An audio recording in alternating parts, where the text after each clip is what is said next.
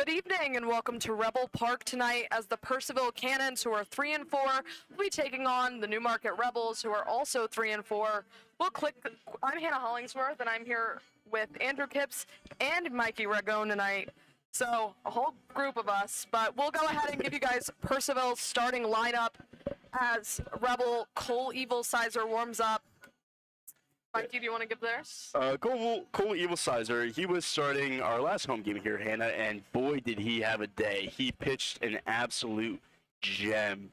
He went 6 innings pitched, 7 strikeouts, only allowing 1 earned run, and Rebels ended up winning that game.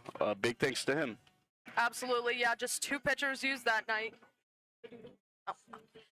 I'll give you guys Purcellville's starting lineup tonight as Cole Evil Sizer warms up. Batting leadoff at shortstop from Johnson University is number 3 tonight, normally number 2, Mitsuki Kono. Batting second in left field from Indian Hills Community College is number 8, Ethan Acevedo. Batting third in right field from St. Bonaventure University and wearing number 24 is Anthony Fernandez. Batting cleanup tonight from San Jack at second base is RJ Furcall. Batting fifth in center field from LSU Shreveport is number 42, Kobe White. Batting sixth tonight for the Cannons, designated hitting from the University of Oklahoma is Gerardo Prado. Batting seventh is at third base is Devin McAaron from Mercer University. Batting eighth at first base from Elizabethtown College is Quentin Pirelli. And batting ninth tonight behind the plate from Florida International University is Mark Hirsch. So once again, Cole Evil Sizer on the mound. Here's Mitsuki Kono stepping up to the plate. First pitch fouled off to the right, so 0-1. And Hannah, just to catch our audience, we played Purcellville last night on the road as a makeup game for what was supposed to be our first game of the summer season. And it went pretty unexpectedly. Rebels came away with the win, a 1-0 victory. Quite the pitcher's duel. Absolutely. I wasn't able to make it to that game, but very pitcher's duel. Not a lot of hits, not a lot of runs scored. That ball's hit over in the left, but foul. So 1-2 now on Mitsuki Kono. Last night it was southpaw Garrett Wright for the Rebels, and he himself had himself quite the day. 4 innings pitched because his pitch count was really getting up there early, but he kept the shutout going, handed it to the bullpen that did the same. That ball's fouled off to the right, so count will stay 1-2.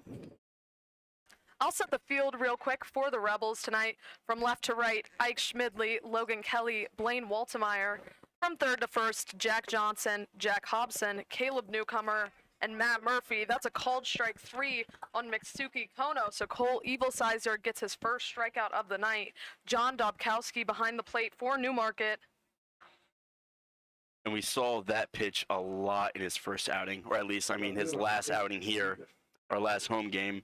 That breaking ball, really great at using it for a strike in disadvantage counts and using it as a strikeout pitch in 2 strike counts.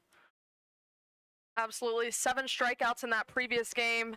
That ball just doesn't drop where he wants it to. Stays high for a ball. Yeah, I tried to use that breaker for a get-me-over first pitch strike, but lost feel for it at the end. That pitch was a ball as well, so 2-0. As I mentioned, Evil Sizer was 7 strikeouts that first game at home, or our most recent game at home. That pitch is outside 3-0. So already a 7th of the way there very early on in this game. Starting off with a strikeout, something you want as a pitcher. And something you don't want is a walk here, which is going to happen, unfortunately. 4-pitch walk to Ethan Acevedo. Evil Sizer only walked 2 batters in his last outing against the Winchester Royals. Control was definitely not a problem for him that game. I think those 2 walks came later in the game when he was going through his 2nd or 3rd time through the order, just trying to be a little too perfect, but he didn't have 1 strike there. That pitch is low to Anthony Fernandez. RJ Furcall waiting on deck. Runner over on first with 1 out here in the top of the first. Runner goes, throw down is good, but the tag isn't applied. That'll be a stolen base for Acevedo. A lot of speed down there. Nice throw by John Dobkowski, but Just wasn't able to get it down in time. Yeah, he picked the right pitch to go on. It was a breaking ball once again. And that ball is hit right to shortstop. Hobson has a hold of it for the 6-3 putout. Did a nice job holding the runner on second. And that is a crucial out to get. Anthony Fernandez has been arguably the Cannon's hottest hitter. In 7 games, he's batting .346 with a home run. That .346 batting average, luckily, will be going down after that late appearance. Luckily for the Rebels, unluckily for Fernandez. Very lucky. So 2 outs now, runner on second. Here's RJ for call. First pitch, a called strike. Umpire's very vocal this game. You love which to we see it. appreciate, yeah. Helps our scorekeeper out, helps our scoreboard operator out. Helps us for just knowing. Next pitch is fouled off to the right, so quickly ahead in this count is Evil Sizer. We'll see if he goes with his old reliable curveball here for the punch out. And that one's popped in the air into right. Blaine Waltemeyer's going back. Can of corn for Waltemeyer and F9. Purcellville gets no runs on no hits. There were no errors and 1 runner left on base.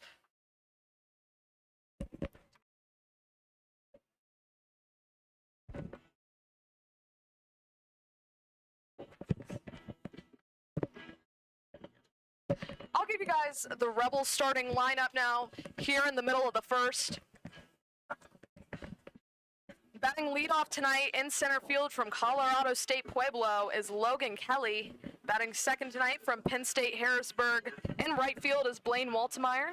Batting third tonight from James Madison University. In left field is Ike Schmidley. Batting cleanup as the designated hitter from Enterprise State Junior College is Mike Dobkowski. Batting fifth tonight at first base from Salem Community College, wearing number 6 is Matt Murphy. Batting sixth at shortstop from University of West Alabama is Jack Hobson. Batting seventh is Jack Johnson. He's at third base from Oklahoma City University. Batting eighth tonight behind the plate from Enterprise State Junior College is John Dobkowski. And batting ninth tonight at second base from Shippensburg University is Caleb Newcomer. On the mound for the Purcellville Cannons is Bauer Burkhart from Marshall University.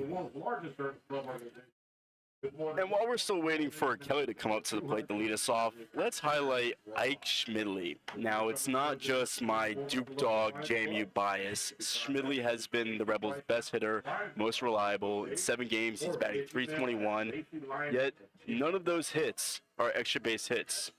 Looking for him in the sweet spot, batting third today. So maybe lean into some power, keep swinging it well. The exit velo and his hits haven't been the problem. It's just the placement. So looking for him to keep that hard contact up and have another big day tonight. As long as Rebels are getting on base, I see no issue. Sometimes it's a small ball that'll win you games over swinging for home runs. Very true. It was a small ball last night, and it has been. Absolutely, yeah. About to get this game this bottom half of the inning started. Logan Kelly, Blaine Waltemeyer, and Ike Schmidley batting for the Rebels here in the bottom of the first. Burkhart taking his last few warm-up pitches. Rebel favorite Jonathan Mallow has another day off. He's been having great at-bats at the top of the order, but statistics-wise, having a bit of a slow start to the season. Also coming off of that injury, so probably good to give him some rest as well, all things considered. Here's Logan Kelly stepping up to the plate.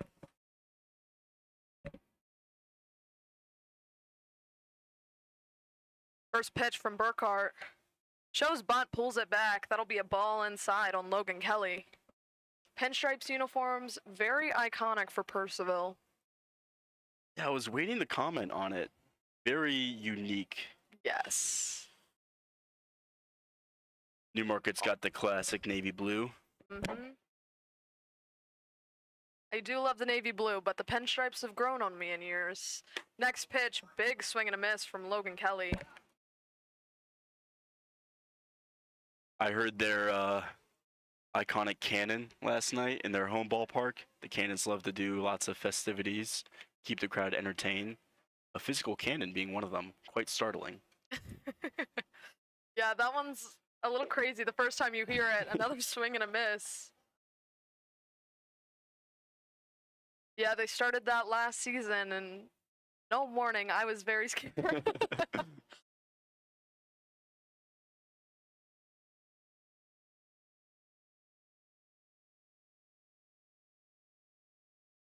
Burkhardt taking his time on the next pitch. He delivers, and that ball, swing and a miss. Logan Kelly will go down swinging. Pretty uncomfortable swing from Kelly Yeah. there. Wasn't too happy with himself, you could tell by the end of that. Here's Blaine Waltemeyer. Looked like he was almost surprised to get a fastball, and then realized too late it had a little bit more ride, was a little bit higher than he anticipated. Yeah, a little high and outside. Lefty batter here in Waltemeyer. Schmidley on deck.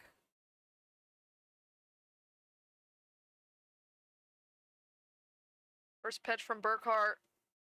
Stays outside for a ball. Now, Waltemeyer was the position player highlight of last night's game. He had the game-winning outfield assist from right field. Waltemeyer, a returner for the Rebels. That pitch is high. 2-0.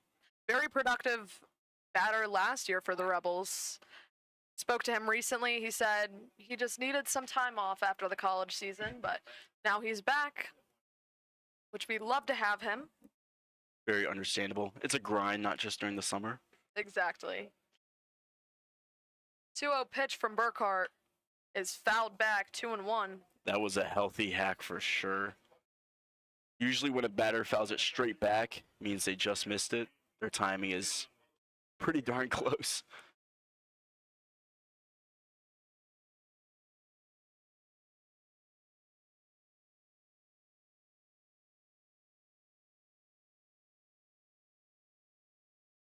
Two one pitch. Big swing and a miss, 2-2. I feel like Burkhardt's doing a good job winning important pitches so far in this game, or in these two batters. I agree, yeah, that's a good point. Big pitch there to make it 2-2 as opposed to a hitter's 3-1 count. Absolutely. Next pitch, swing and miss. So two batters, two strikeouts so far for Bauer Burkhardt. Another highway fastball, just good location. It was high and away to Kelly, a right-handed batter, and then there it was high and away to Waltemeyer, lefty batter. Probably has a little bit. It'd be nice to have TrackMan, you know, maybe see if it's got a little bit of ride. Hard to see with the naked eye. Maybe I'm just spitting nonsense, but who knows? I see your vision personally. 2 outs, nobody on. First pitch is low for a ball to Schmidley.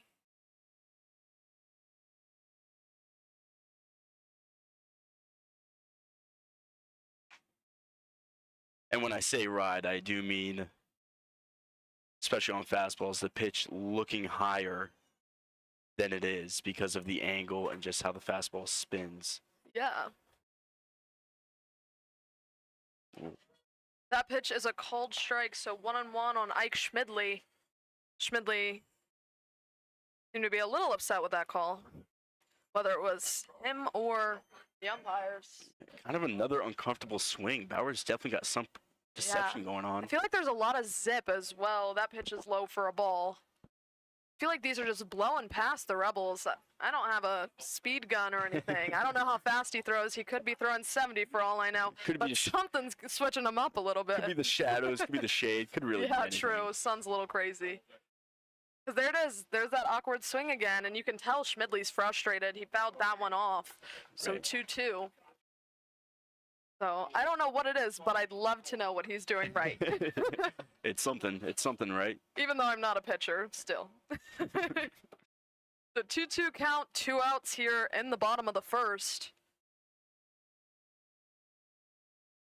Next pitch from Burkhardt. Just misses a little low. So Schmidley has worked this count full. Says a lot that even though his swings have looked uncomfortable this at bat, he's still able to work a full count and work out the pitch Absolutely. count. Payoff pitch is hit hard into center field. Kobe White has it out there for the F8 and out number 3. Rebels go down 1, 2, 3. No runs, no hits, no errors. Through 1, this game's tied at 0.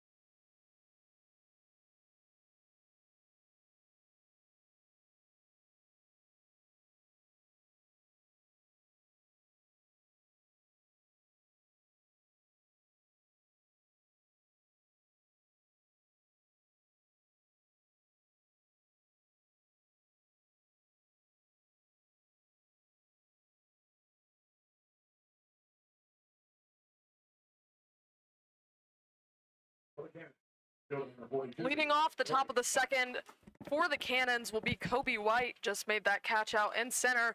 Shows bunt, fouls it back. Yeah, was able to track that one down. Line drive off Schmidley's bat again. Hitting the ball hard is not the problem for him. It's just the placement, getting a little unlucky. That would have just been a few feet more to the left. Not sure if White would have been able to get there. But a good job by White out there. That ball is hit softly over to first base. And he's going to throw over to Evil Sizer. That's going to be Murphy to Evil Sizer. A 3-1 putout for out number 1 here in the top of the second. Designated hitter number 13. Evil Sizer doing a good job covering the base there. Here's Prado, another hot hitter for the Cannons in 3 games, batting .429 and a home run for himself as well. First pitch, breaking ball. Prado pops it up, and John Dobkowski's running over to get it, but it's out of play. So it'll just be a long strike, 0-1. Devin McAaron on deck.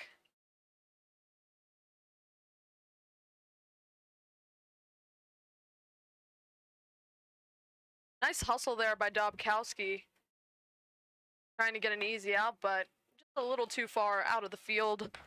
That pitch was outside for a ball. Yeah, we've touched on it in the past, but the Rebels are working with 3 catchers on their roster, consistently rotating them in and out. Next pitch, a called strike, 1-2. Yeah, Charlie Shepard really likes to rotate his catchers, give them all a night off when they can. That next pitch is hit out in foul territory. Looks like Matt Murphy has a hold of it, though, for the P3 in foul territory and out number 2. So quickly 2 outs here for Evil Sizer in the top of the second. That'll bring up Devin McAaron. It's a really fun conversation to have with all athletes, the most physically demanding positions in sports. Catcher has to be up there. Absolutely.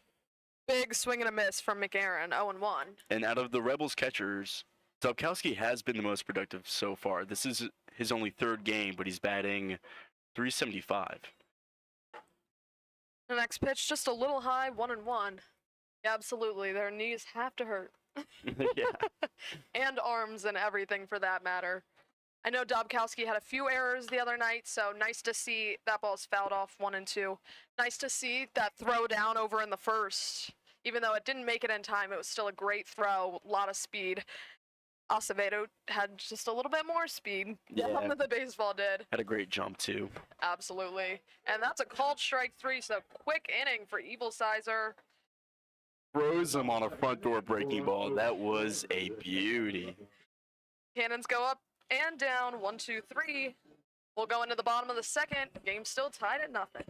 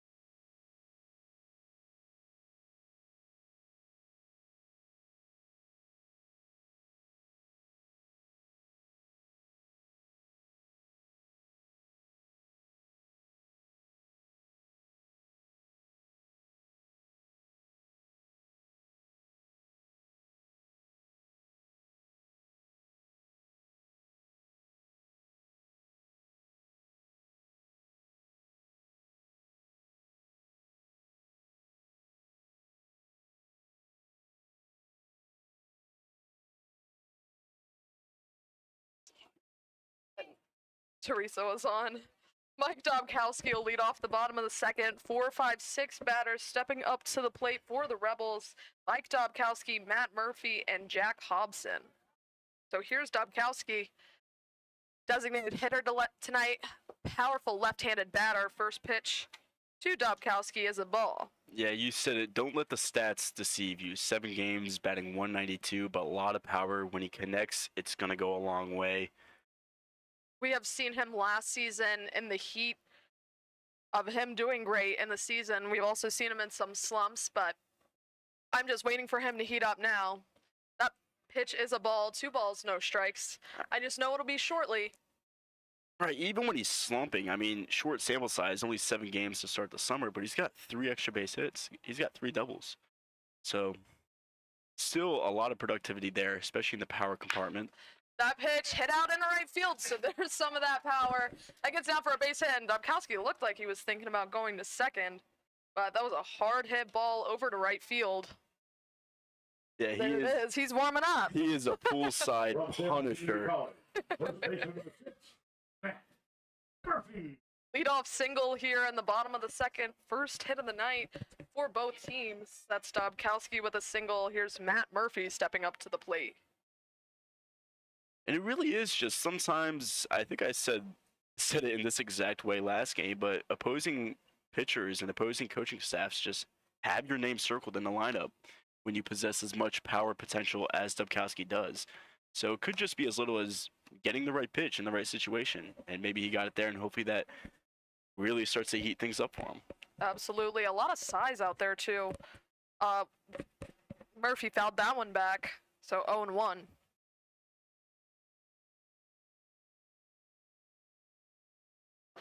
That one's also fouled back, 0-2.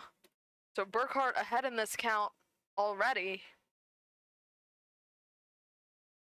Nice to see that not everybody would be fooled by Burkhart's whatever he's doing out there on the mound. Glad to see at least one batter can get to him tonight. Jack Hobson waiting on deck. That pitch is high for a ball, 1-2. Another high fastball with 2 strikes. Definitely really trying to enforce that pitch as his put away pitch. We'll see what he goes with here. No outs, a runner on first. Next pitch from Burkhart.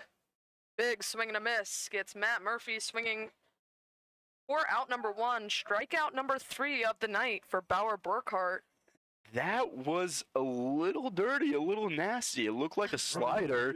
Left it up in the zone. Then usually you see breaking balls, but it tunnels well off that high fastball. So definitely really a hard pitch for Murphy to connect with. And his deception keeps rolling. I think he's been throwing that one to get a lot of them. It's pretty impressive. Maybe that's what it is. It's a gnarly slider. Yeah. That pitch is high for ball 1. On Jack Hobson, Jack Johnson on deck.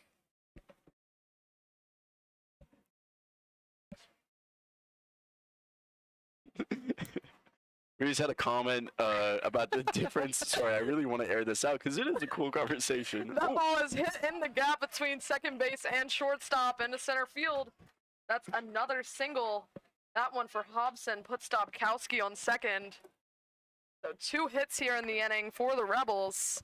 I think they figured his slider out. Yeah, I was about to say that hit was definitely off of some kind of breaking ball. But what I was gonna bring up is the differentiating between a slider and a sweeper. Because if you keep up in the big leagues right now, in the major leagues, pitching arsenals is all the buzz, and the sweeper has overtaken the slider as a popular put-away pitch. But they're very, very similar. Lost me there. I can barely identify a slider, admittedly.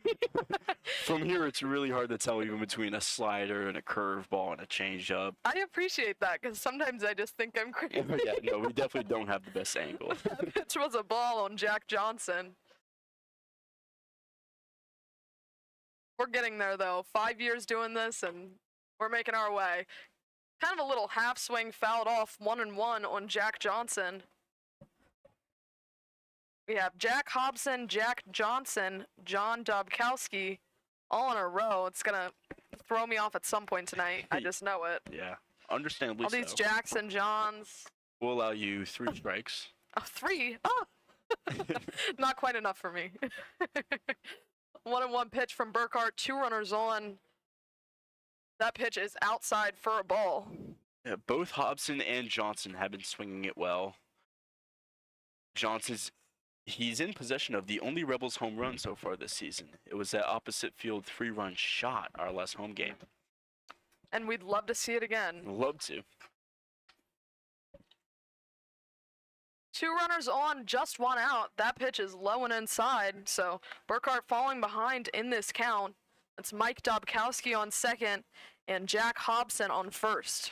Yeah, this would be the count to do it on, 3-1. I know you have the catcher on deck, but, I mean, still with 1 out, you don't want to put a guy 90 feet away from scoring. And next pitch from Burkhart, big swing and a miss. There was that pitch. Yeah, challenged him there. I gotta imagine he's just gonna go right back to it probably. High fastball. I would if I were him. Seems to be working a lot. And there it is. Well, I don't know if that was a high fastball, but it was a strikeout. So. That was one where the angle makes it hard to tell. It was either an inside fastball or a slider that tunneled well. Had a little bit of movement at the end. That's why it threw me off. That's why I was thinking it might have been a sharp slider. Yep. And if it's deceptive to us when we've got it live with our eyes and on our screens, gotta imagine how hard it is for Jack Johnson to connect. 4 strikeouts so far. Andrew says he thinks it was a fastball. That maybe just moved a little weird. That pitch was a strike on John Dobkowski. That one was definitely a fastball. I wasn't looking that time. It was well located on the inside. Didn't have a ton of movement, maybe some natural cut, but nothing crazy. Exactly. So big opportunity here for the Rebels early in this game. And that ball's hit right back to Burkhart. Burkhart's throwing over to first for the 1-3 put out, and out number 3. Rebels get no runs on 2 hits. There were no errors and 2 runners left on base. Through 2 complete. Newmarket actually, this game's still tied. Newmarket doesn't lead.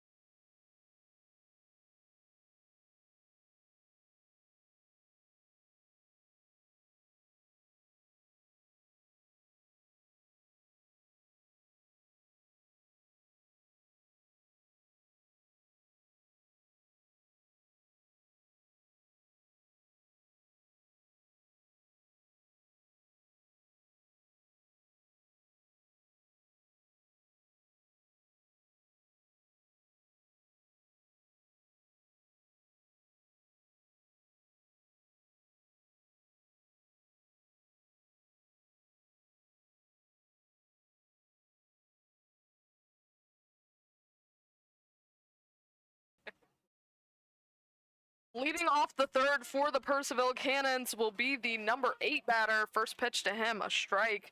It's Quentin Pirelli. Like the tires, which I didn't know there were tires called Pirelli, but that's what their assistant coach told me, Doug. I don't know Doug's last name, but very nice guy if you ever get the chance to meet him. Honestly, the whole Purcellville organization's very nice. 1-1 pitch from Evil Sizer is high. So 2 balls, 1 strike. If your name is Doug, you know your tires. Doug knows a his given. tires. That's a Yeah, given. Pirelli. That pitch inside. So 3 balls, 1 strike on Pirelli. I'd never bought tires before, so that might attribute to my lack of knowledge about them. Pirelli pops that one in the air. Shortstop actually calling for it over in second base territory. That's Hobson. Just found out it's his 21st birthday. So happy birthday, Jack Hobson. He has to shine the leather tonight out there. He does. The sun might have been quite a factor for Caleb Newcomer out there at second. So Hobson probably just had a better track on that, but if it's his 21st, he's allowed to do whatever he wants in my book. Exactly. He had first dibs, not just because he's a shortstop, but because he is the birthday boy. 21st too, a big one. Here's Mark Hirsch up at the plate now. 1-0 count. There's that breaking ball. Nice location there by Evil Sizer, and just a big curve on that ball. It's a great get me over, get me a strike in a 1-0 count. And does it again, but doesn't get the call. That looked like the same pitch. Yeah, I saw a little less curvature there, but same location, so. But what umpire says goes. Who am I to doubt him? That one's fouled off to the right, so 2-2.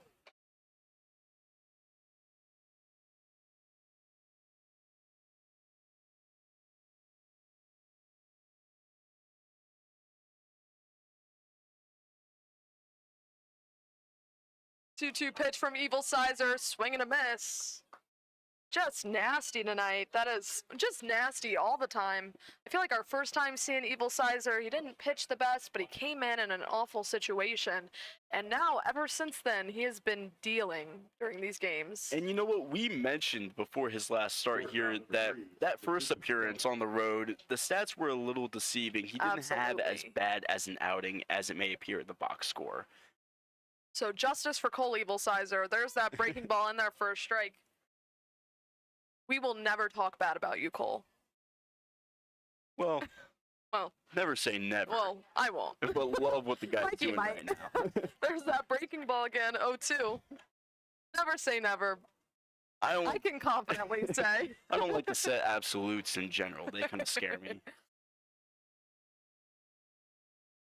Next pitch just misses on the outside corner, 1-2. Yeah, Evil Sizer just great locating his pitches. That one's in the dirt. 2 balls, 2 strikes. That one looked like he missed location on, but the curveball before they tried the backdoor just missed on the outside. That's where you want it in an 0-2 count. And that one's hit out to shortstop. That is Hobson making the throw over, 6-3 putout. There he is flashing that leather on his 21st. Cannons go down in order again in the top of the third. Ladies and gentlemen, we got out here to get the tickets. We need a contestant.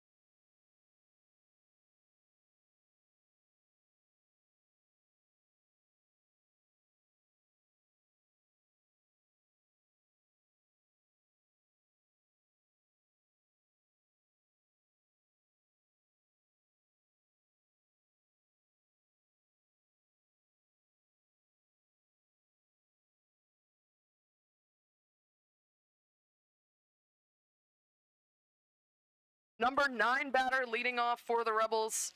In the bottom of the third, it's Caleb Newcomer. Normally playing at shortstop, but over at second base tonight. So first pitch from Newcomer, or to Newcomer, is a ball. Selfishly, I'm a little jealous. I love to praise and blush over Newcomer's defense at short. I'm sure it's just as good at second base, but you get to flash it. You get to show it off more at short. Yeah, absolutely. 1-1. They had to give Jack Hobson short tonight because of his birthday. And he's been doing great. Absolutely. He's been doing We're having fantastic. no infield problems this year. Yeah. Knock on wood.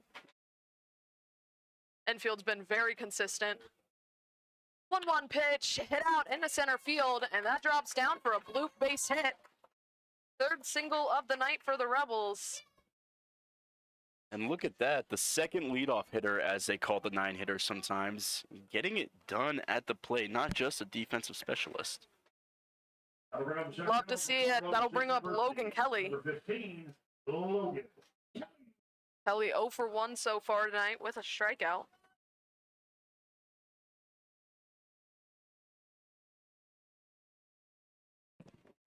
Decent lead out there for Newcomer. And they're going to check him back at first. Seemed like we all had our eye on Caleb Newcomer out there. The Rebels have been increasingly more comfortable stealing bases and being more aggressive. That ball is hit hard down the left field line and just goes foul. Probably went outside of the park if it would have stayed in, if you would have just pulled it just a little more. Oh, that's one thing from last night that won't show up in the box score. Purcellville had a lot of hard hit foul balls that may have been home runs if they were fair. Just got to straighten them up just a little bit. And that ball's popped in the air. Second baseman for call is calling it. Calling it. He has a hold of it. The P4 for out number 1 here in the third. And that'll bring up Blaine Waltemeyer.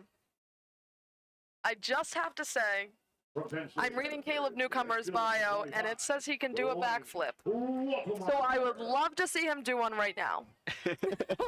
Caleb Newcomer, if you're watching, the next time we see you out there, do a flip. He should have an earbud in listening to our audio. Exactly. I'd be they all shocked should. if he wasn't. A big swing and a miss from Waltemeyer. That is not surprising at all that Newcomer can do a backflip with how athletic he is. Yeah, absolutely. Also see his favorite team is the Red Sox. Tough loss last night. One of the interns is a Yankee fan. That ball is high. Nice pitch to throw on. Be a stolen base for Newcomer. The pitch very high, so pretty easy for Newcomer to go on. Yeah, lots of speed. Always flashing the glove. Did you say Newcomer was a Red Sox fan or Waltemeyer? Newcomer. Newcomer. Waltemeyer's hasn't come out yet, but Brett's a Yankees fan, and he's shaking his head. It's okay. You guys got the division right now as it stands. You can be a little confident. You can be a little happy. And catcher Mark Hirsch is going out to talk to Bauer Burkhart. Runner in scoring position now for the Rebels here with 1 out in the bottom of the third. Umpire breaks it up. I'm a Nats fan, but I do enjoy watching the Red Sox play. If you are watching in our chat, you know, we have the ability to get a little active, get a little engagement going. Maybe comment your favorite MLB team. We know your favorite Valley League team is the Rebels, but let's hear your favorite MLB team. And tell us where you're watching from while we're at it. 1-1 pitch from Bauer Burkhart. He delivers. That one's sliced foul. 1-2. Has Kobe White batted yet? Yes, he has. He grounded out over to the first baseman in the second inning. So he's due up. There's 3 batters before the next time he'll be up. 1-2 pitch from Burkhart is low for a ball. 2-2. Yeah, hopefully there's no lag or technology problems. If there is, maybe comment that, but everything seems to be running smoothly after a rough start. Don't say that. You're right. Where's the wood? I got to knock on it. That ball's fouled back. So count will stay 2-2.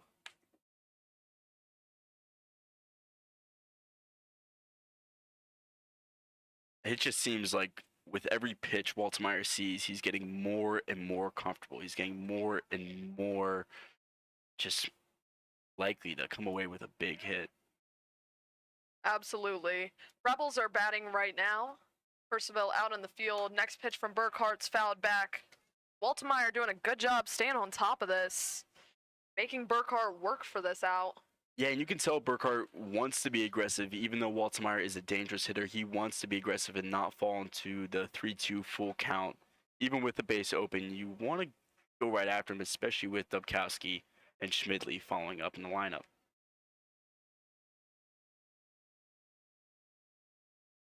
So next pitch, hit foul.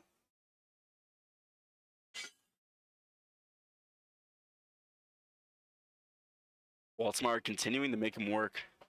Love to see it. Love to see it despite whatever outcome comes here.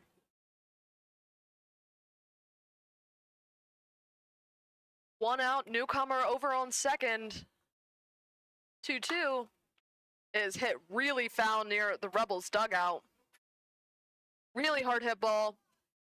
Looks like everybody's okay because nobody's freaking out down there. Right, hard for us to see. We saw some worried faces, it looked like. Yeah. I think everyone's okay.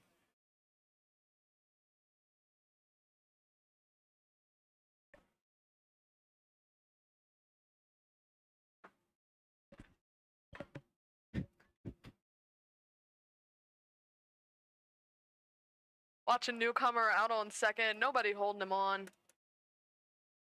2-2 pitch. Fouled back. Waltmeyer really making him work. Home team's gonna have to restock on game balls. They're all getting lost behind us. Yeah, they are not cheap.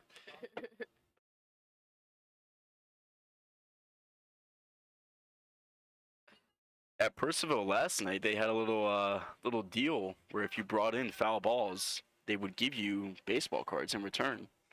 Yeah. Just goes to show you the value.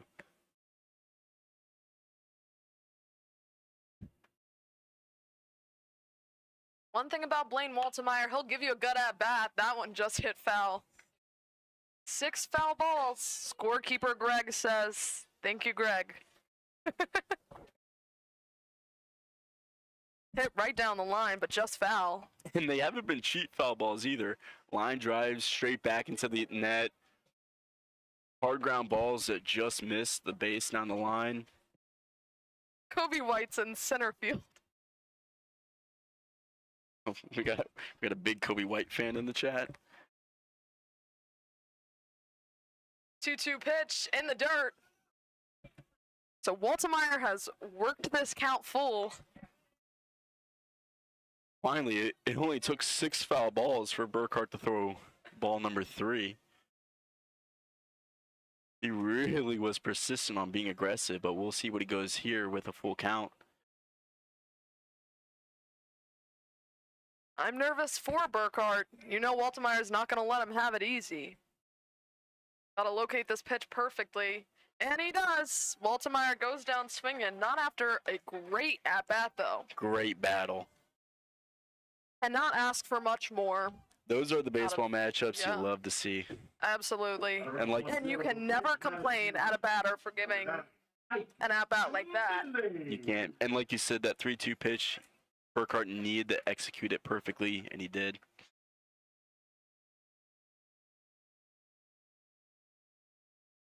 Now here's Schmidley. Let's see if he's got some better luck in him this AB. First pitch is inside.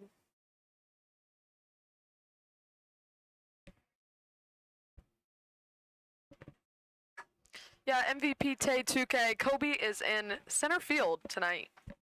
Not sure if you heard the first time, but just make sure we said it again. 1-0 pitch. Swung on and missed. 1-1.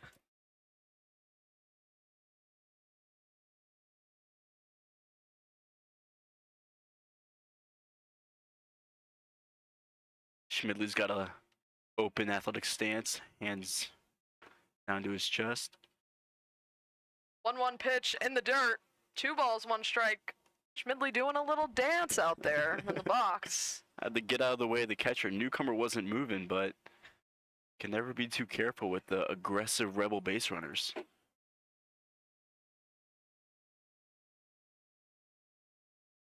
You're welcome. Andrew also says you're welcome.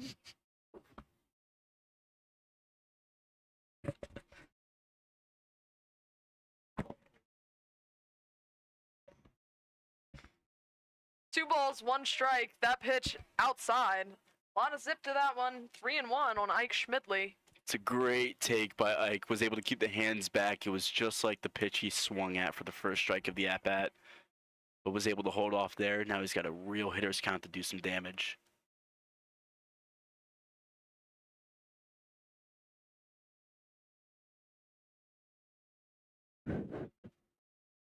Three-one pitch, swung on and missed. Just big swings on these pitches from Burkhart. Gotta give it to him. Both pitchers are dealing so far. They are. 3 hits allowed by Burkhart. No hits allowed by Evil Sizer. Feel like I can say that because it's still early enough, you know? I don't Not think you can say it because I'm it is not allowed early. to say that, apparently. I'm getting shamed. Okay. Sorry, Cole Evil Sizer. And that pitch is hit hard out in the left field, rolling back to the 381, and that'll be at least an RBI double. And he's going to stop it there at an RBI double. Extra base hit for Ike Schmidley. We're finally seeing some power hitting over here for him. Hit right back to the 381. And that'll score Caleb Newcomer. Honestly, a single probably could have scored Newcomer, but makes it a little easier for Schmidley and makes it a guarantee that Rebels get a run in here in the bottom of the 3rd. Yeah, wanted to guarantee himself that RBI, but that double looked just like the lineout he had his first at bat, just a little better in every facet. Plugged the gap more, hit it a little bit harder, which I thought would have been hard to do in the first place, but with how Schmidley's been swinging it, can't rule anything out. Absolutely. Mike Dobkowski fouls that one off to the right.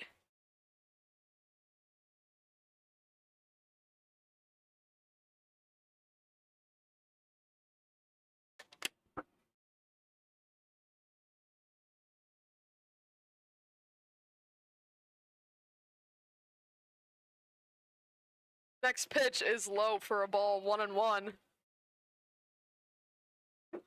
So a runner on second, but now it's Ike Schmidley out there instead of Caleb Newcomer. Yeah, just a little musical chairs, switch spots, why don't you? Maybe Dobkowski can do it again. And next pitch, foul tip in the glove, 1-2 on Dobkowski. Dobkowski swings big. That was the Burkhart slider that he's been getting away with, not only for strikes, but for put-away pitches, and Dobkowski seemed to be a little bit more on it this time than other hitters in previous at-bats. Dobkowski is always swinging. I have no proof behind this, but in my head, he is gonna get a hit. That one's hitting the glove of the first baseman for the 3-1. He's either gonna hit it hard or he's gonna swing and miss. That's how I feel about Dobkowski. I don't know if that's true, but big power hitter. Rebels take the lead in the bottom of the 3rd. For our 1-0. Services Dash for Cash contestant. I'm going to give you a second to dig your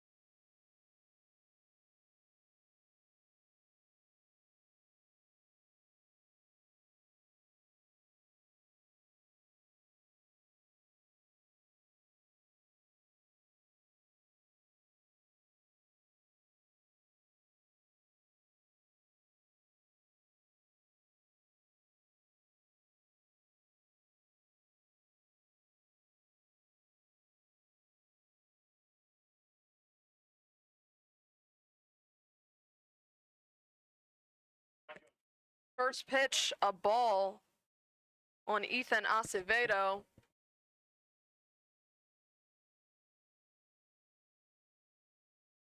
One-zero pitch from Evil Sizer. Called a ball, just misses outside. 2-0. Anthony Fernandez on deck. RJ for call in the hole.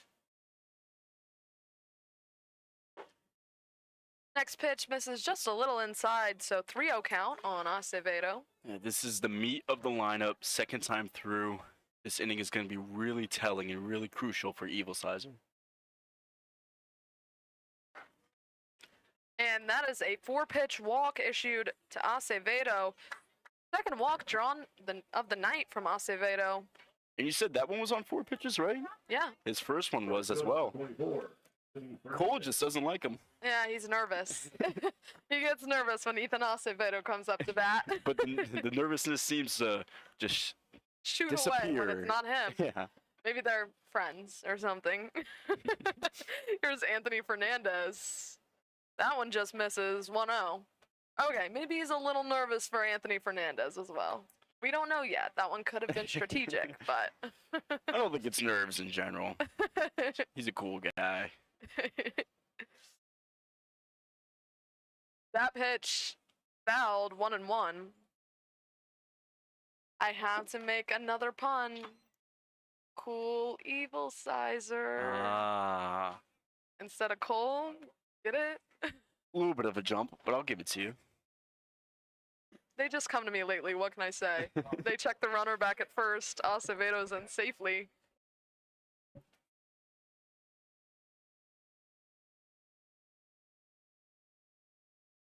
God bless me with the ability to make awful puns. That pitch misses, so 2 balls, 1 strike now on Fernandez. For call on deck. For call Jr., actually. You guys may know Rafael for call Sr., who was in the MLB for a while. Breaking ball inside. They're asking if he went. Dubkowski pointed to the wrong field umpire. It's hard when you've got that second one behind the pitcher's mound, but said he didn't go. Good hold by Fernandez. Now he's got a hitter's count.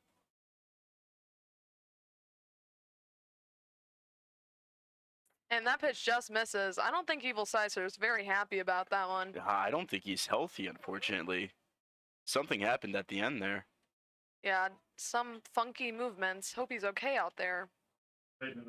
Tried to locate that get me over curveball for a strike like he loves doing, but it didn't land. Another walk. He finished weirdly and hopped back up quickly, but he seems to be fine.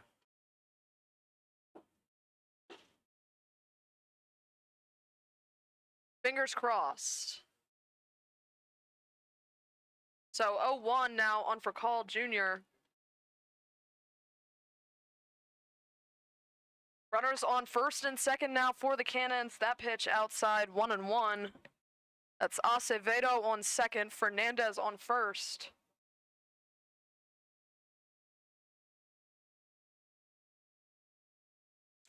And that ball is hit into right field. That'll score at least 1 run. And runners will be on corners now. That's an RBI single for RJ for call. Scoring Acevedo. Not much you can do there. Went right past second baseman Caleb Newcomer. And looks like they're going out to check on Cole Evil Sizer. And there goes the no-hitter, unfortunately. It will bring in a run. It was hard hit to right field. Rebels right fielder Blaine was crashing hard to try to make a play, but bobbled it out there. We know how good of an arm he has from right field because of last night. If he came up cleanly with it there, might have had a shot at home plate, but because he does not, Purcellville will tie it up here in the 4th.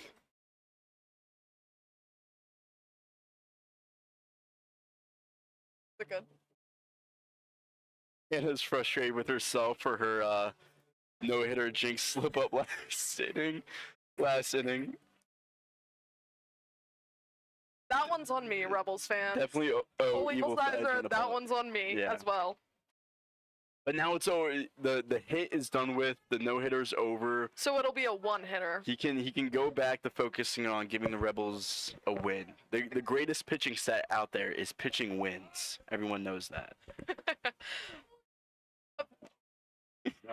Kobe White up to the plate now. MVP Tay 2K. Squared There's your around. boy. White squared around the bunt there, pulled it back, but did not like the strike call. Now he's down to I don't one. think I liked it either. Pops it in the air. Dobkowski running for it, but that's foul. 0-2. I kind of saw Kobe White's vision there for that ball. I thought he pulled it back, but I thought it was low. It was a breaking ball to start the at-bat. But now he's down to 0-2. Nobody out runners on the corners. I would be shocked if he squares around here, but we'll see. and he's just going to swing. That one will be fouled at the plate.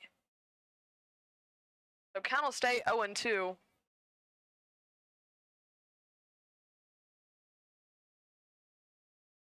So no outs, runners on corners. And that ball's foul, 1-2. Just want to clarify, because we actually have a lot of viewers for this game today. Thank you for joining us, to all of you, but I do not actually think pitching wins is the best pitching stat. That one's fouled off. Count will hold 1-2. That was just my sarcasm bleeding through. What would you say it is then? The best pitching stat? Yeah. Ooh, that's a tough one. I like whip. WHIP. I also like whip, actually. And that one's hit out to second baseman. Newcomer turning one. White has a lot of speed, and it'll just be a 4-6 fielder's choice to get for call out at second for out number one. And Fernandez will come in to score. Designated hitter number 13, Prado. White being a good team player, getting the job done with 2 strikes and nobody out, just putting the ball in play, giving the Cannons a 2-1 lead. So White now on first. And base Another- is empty other than that. One out here. Another questionable call from the umpire. I thought Cole Evilsizer had a first pitch strike there. Called a ball. So one out right now. Kobe White with a big lead out there. That one's a called strike. So 1-1.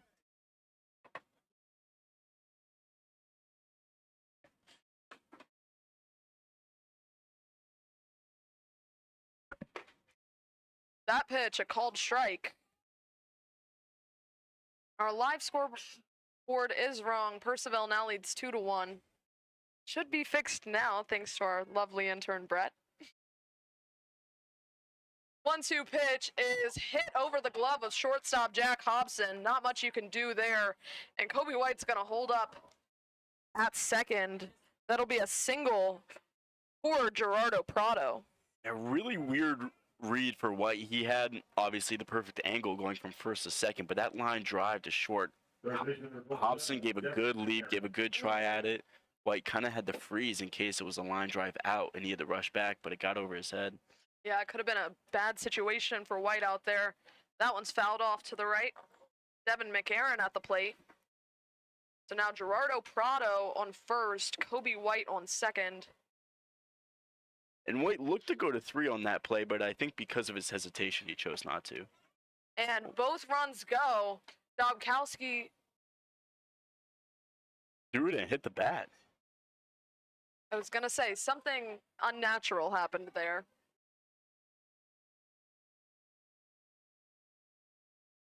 Yeah, tried to throw White out at third.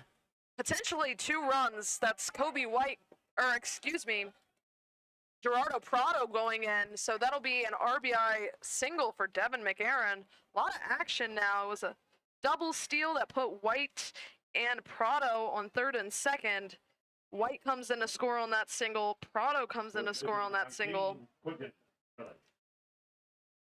Purcellville now in the lead 4-1. So this inning kind of getting away from Evilsizer. Yeah, with the runners being on second and third after that double steal, the infield was in, and that ground ball was just able to get by Hobson because of his positioning. 1-0 count on Quentin Pirelli. That one's popped in the air and foul for strike one.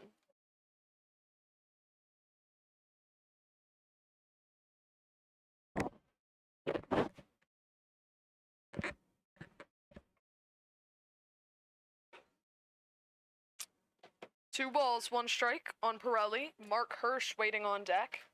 A lot of cannons have been able to bat here in the top of the fourth. Still just one out. That pitch is low for ball three. Fortunately, when it rains, it pours. We got another hitter's count right here. And that one just misses. To be a little fair to Evil Sizer, I feel like he's been getting some of these called prior in the night. Yeah, zone might be a little inconsistent. I thought that one had a good chance. Definitely seemed close. He had a long look to the dugout after that. Yeah. I don't know if it was because of the call or because of the situation. I'm sure his pitch count is really getting up there. And that one's hit right back to Evil Sizer. He's going to throw back to first. Tag was not able to be put down by Murphy. So line drive, Hirsch hit that. Yeah, that's a tough one. Great instincts by Evil Sizer to put his glove out there and catch the comebacker. Yeah. But because Murphy at first base was playing behind the runner, because it was the trail runner, he had a weird angle trying to come back to first base and receive the throw from Evil Sizer, so wasn't able to turn a double play, but great reactions to get that attempt, first yeah. out. And there's that breaking ball in for a strike on Mitsuki Kono. Purcellville is now batted around here in the fourth. Ethan Acevedo on deck led off this inning. 0-2 on Mitsuki Kono, a returner. Believe we saw Kono hit well over 2 home runs and a doubleheader here last year. I believe. That one just misses. Yes. Was it? So he hit 2 home runs in that game, and it got rained out and didn't end up counting. So this guy has some power in his bat. We know. 2-2. Maybe a little bit of a chip on his shoulder, too. That's got to stink. Yeah. 2 home runs get called back. He's already got 1 this season in only 7 games. Dude's a powerhouse. That one's hit out in the right. Newcomer has a hold of it for the 4-3, and Rebels get out of that one. Rebels get 4 runs on 3 hits. There were no errors and 2 runners left on base in the top of the 4th. So Purcellville now leads 4-1.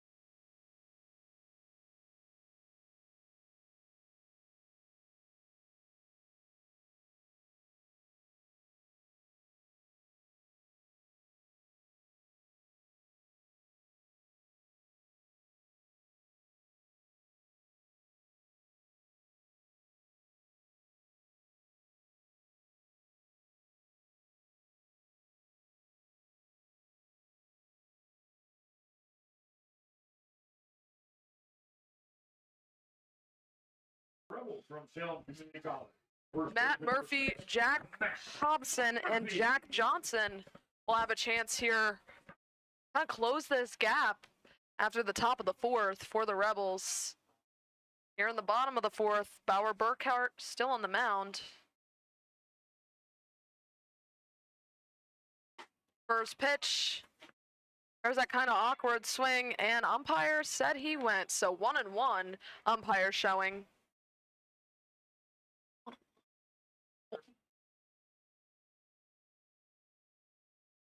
That's what the umpire was just yelling at us. So. The umpire looked to just make a pitch clock signal. I wonder if he had a pitch clock violation. I think the scoreboard is right with the 1-1 okay. count. I was gonna say he was pretty adamant about it up there. We'll see. But I don't know what the pitch clock violation sign is yet. He pointed to his wrist side. Okay. I don't know if we're official either, but that ball's high. 2 balls, 2 strikes. got to use context clues. Yeah, for us. absolutely. Hard to keep an eye on the umpire though. Kind of just gets lost in all the action sometimes. That's why I love when they're so vocal about it. That one's fouled off to the right, so Matt Murphy's staying alive here. And with the rough half inning for the Rebels last inning, makes it ever so more important here to get the leadoff base runner on and at least get 1 run back. Absolutely. Still a lot of baseball left to be played in this game. That ball is fouled directly back. Count will hold up at 2-2.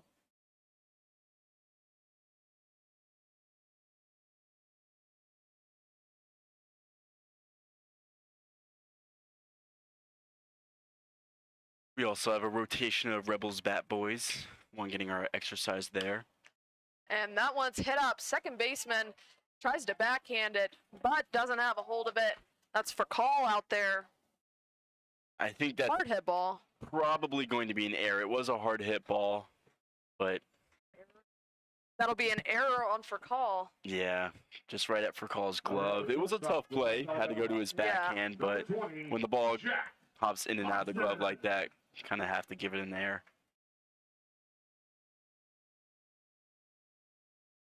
The Rebels have a runner on base. First error of the night for either team. Here's Jack Hobson. A single previously. So Matt Murphy over on first. That pitch high. Burkhart's hat almost flew off there. Burkhart's entering his 4th inning of work. He's been great and looks to be just as strong as he was in the 1st inning. That ball is hit hard out into left field, and that'll get down for a base hit. Matt Murphy is making his way to third, and that'll be a double for Jack Hobson. Dare I say, he has a single and a double. I'm not going to finish it because I already ruined the no-hitter. But he has a single and a double on his 21st birthday. How cool would it be? Well, no one knows what he was thinking when he blew out all his candles on his birthday cake, so anything is possible. Please, a natural cycle. Please, a single, double, triple home run in that order. Well, you love a good broadcaster jinx when it works out in your favor. I said Burkhart was looking just as strong as he was in the 1st. Not that he's not, but left a fastball over the middle of the plate there, and Hobson did not miss it. Couldn't mess up that one. So now Matt Murphy on third, Hobson on second. Big swing and a miss. Jack Johnson at the plate. So 2 runners in scoring position now, 190 feet away.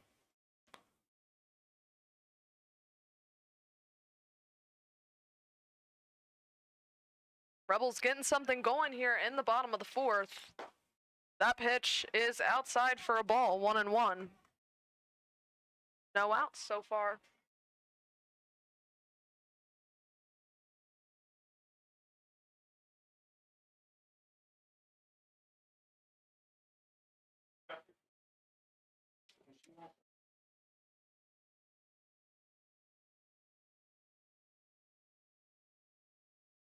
One pitch from Burkhart, swung on and missed. 1-2. Johnson just has a very hitterish stance. A little waggle to his hands. Shoulders on plane. He loves his level swing, can drive to all fields with it. That one's fouled off. Count will hold up 1-2. All fields, including the fields behind him, with that foul ball.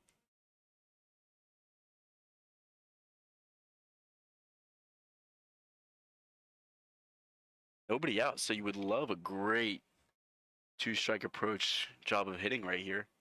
See a big gap up the middle.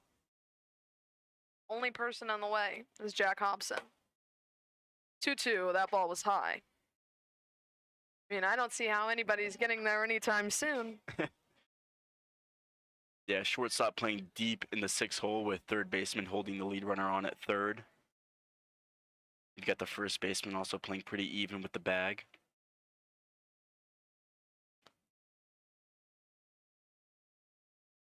Two pitch from Burkhart. Just misses for a ball. It'll be a full count now. Burkhart really wanted it. I thought it was there, personally. I feel like the strike zone's getting significantly smaller as this game's going on. I feel like we saw it with Evil Sizer in the previous inning, but now I feel like we're seeing it with Burkhart as well. Absolutely. And that pitch is inside, so Rebels will have bases loaded. No outs here. In the bottom of the 4th.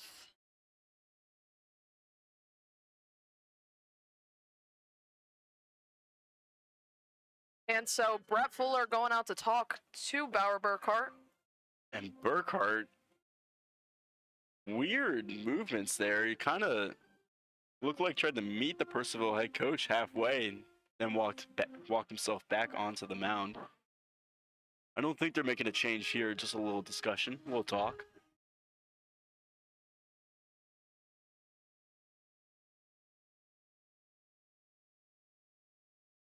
Rebels coach Charlie Shepard wearing bright red tonight. Oh, and Dan Mowry, all of them. I don't know if they normally wear bright red, but it is very eye-catching. It's a good pairing with the navy blue. Yeah, I like it. It's a little distracting. I don't know if I'm going to be able to focus on anything else in this last half an inning.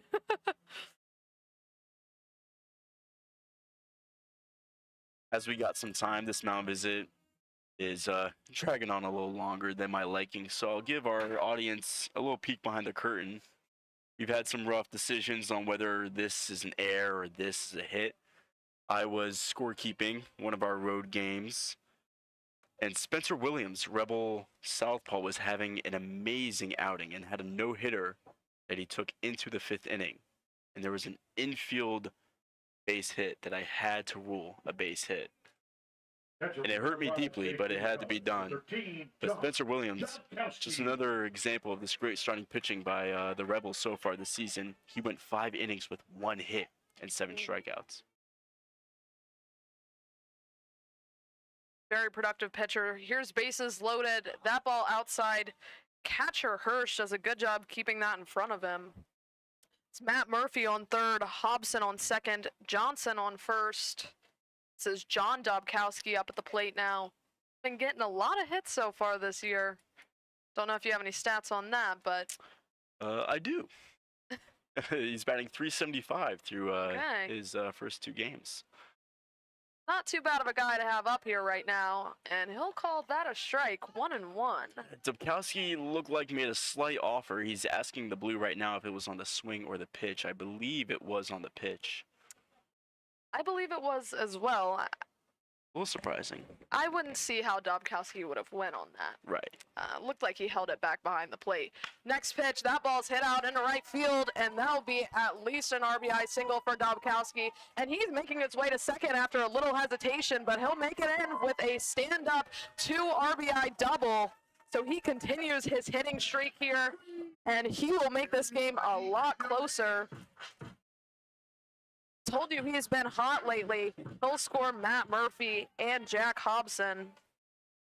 That short sample size is getting a little bit longer, and that batting average is increasing even more. And now the Rebels are within 1. Didn't waste any time bringing in runs to answer back. Yeah, call to the bullpen now. Purcellville will be having another guy in. We'll be back with you as soon as we figure out who it is.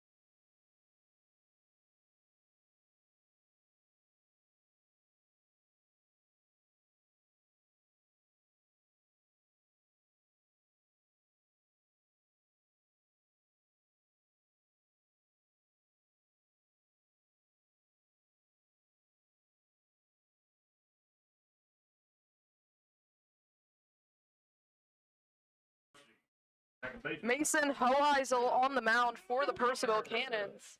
Coming in to relieve Bauer Burkhart. Runners on second and third are Burkhart's responsibility. So still no outs here. Caleb Newcomer up to the plate. First pitch outside for a ball. Mason standing at a daunting 6'7".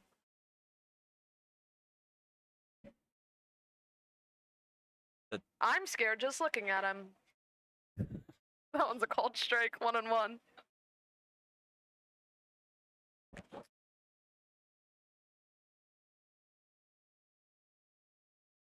One pitch from Hoheisel is up for a ball, 2-1. Mason's still relatively early in his summer season.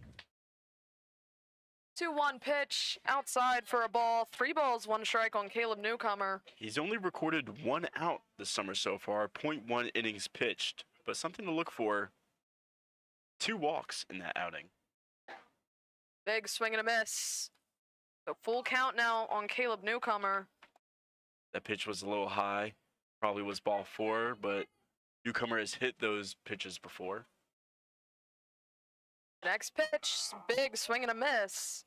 High fastball. Yeah, didn't hit it that time. Looked like the same pitch that was delivered on 3-1. Deceiving pitch there from Hoheisel. From Colorado State University. Here's Logan Kelly stepping up to the plate. Big strikeout there. Nobody out, second and third. Crucial to get that first out, especially with runners on and a 1-run lead. That pitch outside, 1-0. Starting to smell like rain here in the press box. Not a good sign considering we've already had 3 rainouts so far this season. 4? It might be. That one's popped in the air. Second baseman for calls calling for it. P4 for out number 2. So Hoheisel has 2 quick outs. Getting his job done here in the bottom of the 4th, preventing the Rebels from scoring. Jack Johnson and John Dobkowski, second and third. Unfortunately, that is how you kill a rally. A strikeout and a pop-up with runners in scoring position. Waltzmeyer really looking to come through here with a clutch 2-out knock. That pitch called high on Waltemeyer, 1-0. 1-0 pitch, big swing and a miss, 1-1. Waltemeyer with some great at-bats so far tonight. 2 strikeouts swinging, but does not account for all the foul balls he's hit. Yeah, had that great at-bat last inning. Fortunately, seeing a new arm here, but just as much. And that one's popped in the air over by third base. McAaron is calling for it, and he has a hold of it, so he does kill that rally quickly. Hoheisel. Rebels score 2 runs on 2 hits. There was 1 error and 2 runners left on base. 2 hits, 1 error, 2 runners left on base. Ladies and gentlemen, that brings us.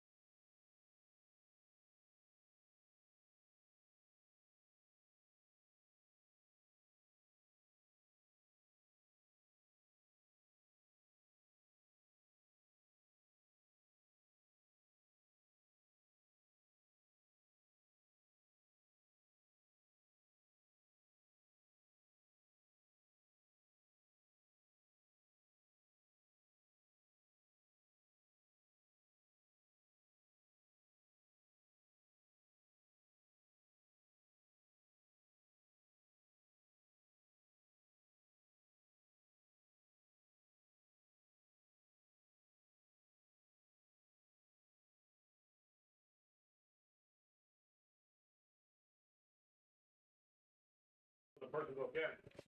That fielder number 8. Acevedo. All right, we're back for the top of the 5th. Ethan Acevedo leading off for the Cannons.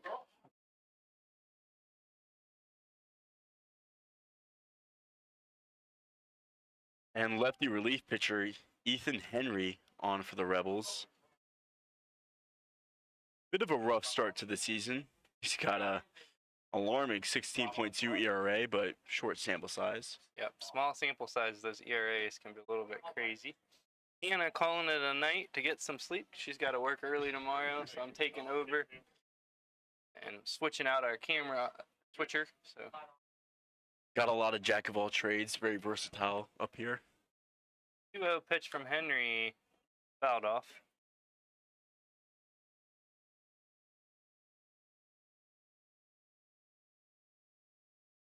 Henry is kind of a lanky-looking lefty. Rebels must have got a new shipment of socks because I'm seeing a lot more stirrups than we did the first couple games of the year. That one's upstairs for ball 3. It's deceiving though. It's some are the true stirrups, and then some are just the socks that like the style, like the fashion, and just make it look like a stirrup sock. I'm a fan of the true stirrups, personally. Me as well. That one misses high for ball 4, so Henry walks his first man. Pitching for the Rebels from Oakland University, 31, Ethan Henry. Henry out of Oakland University. I bet right fielder from 24 into the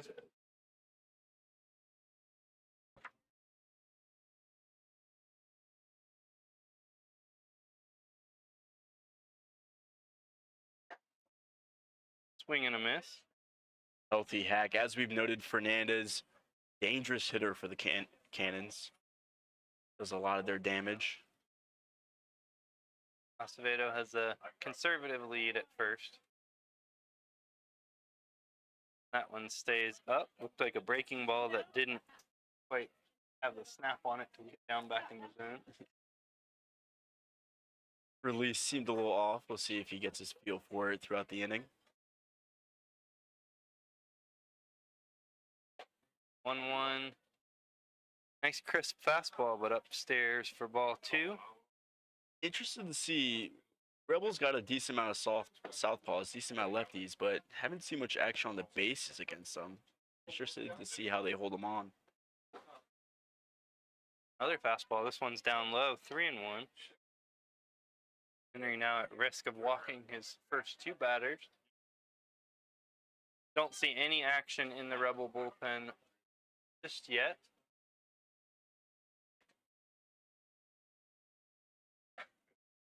Another fastball. Another ball. Ball 4. First 2 are on for the Cannons. Both via the walk.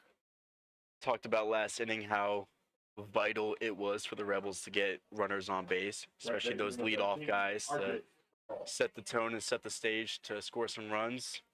Same sentiment is held here for the Cannons, trying to extend that 1-run lead. Feels like anytime that leadoff man gets on, especially via the walk, comes back to bite you. That brings up RJ for call. He fouls that one off. I feel like I should know the stat. Obviously, it's ever-changing, but you got to assume the stats from when their team gets their leadoff batter on, their chances of scoring skyrocket. Breaking ball looked pretty good from up here, but that is ball 1. For call, of course, the son of former big leaguer Rafael Furcal of the same name. Braves during like Maddox era, I think. That one's low. 2-1. That era of Braves baseball with, was it Maddox, Smoltz, and Glavine? 3 Atlanta Dogs.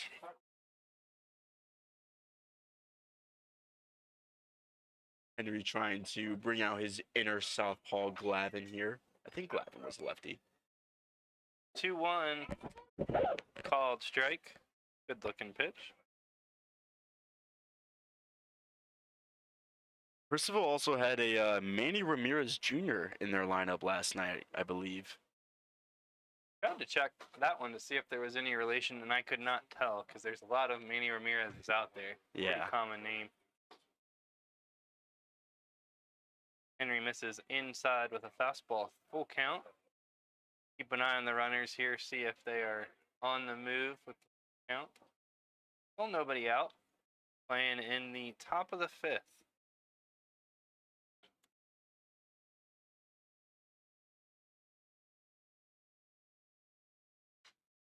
Fouled straight back. Fairly slow moving game. Only through 4 at an hour and a half.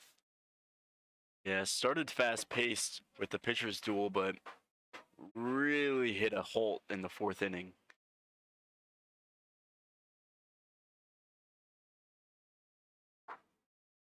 That one's down and in, ball 4, and that's going to prompt a visit from head coach Charlie Shepard if he makes the call to the bullpen. And he will.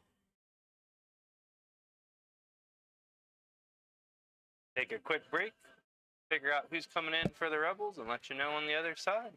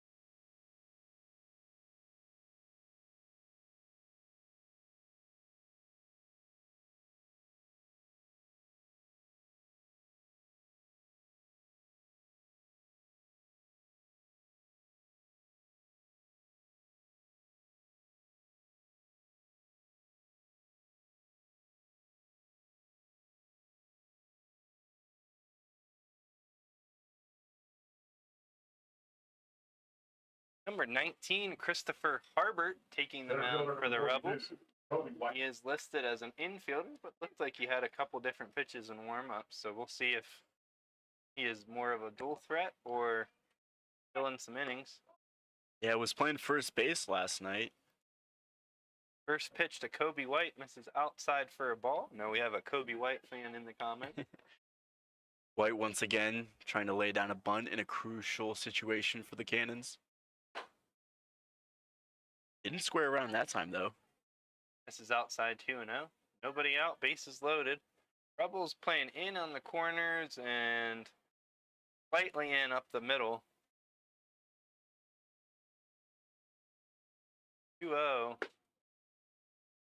Ooh. Ball to ball. Not sure Looked where pretty good it to missed. my eye. Yeah, me as well. A little bit of an odd angle here, but. And I just shifted seats, so I'm adjusting my eye angle. Does bunt and fouls it off. Interesting decision. 3-0, bases loaded. Bunt, but he does, and 3-1. Very interesting. Definitely was a strike, but I kind of also pulled away when he was kind of trying wonder it if he was down. taking and then didn't pull it back fast enough. Right. But it'll That take ball one's 4 there. outside, ball 4. Rebels walking a run. All 4 base runners coming on the walks. Yeah, the Rebels have out-hit the Cannons here. They've got 6 hits, while the Cannons only have 3 hits, but don't really need to hit when you're just seeing 4 pitches and taking your base. That run will be charged to Henry. Walked him to lead off the inning. Brings up Gerardo Prada, the DH. Prado, sorry. And Harbor on the mound again for the Rebels. Again, had a little trouble locating him on our roster because he is a position player. Went 2 for 3 last night. 0-1 breaking ball outside. 1-1. Prado singled, stole a base, and scored a run back in the 4th inning. Swings through a fastball. Harbert ahead, 1 ball, 2 strikes. It's one of those small quirks you love to see in college baseball. A lot more two-way players, a lot more hitters that can fill an inning or a couple innings here in a season. Like you said, Blaine Waltzmeyer, one of them, just a gamer on the mound.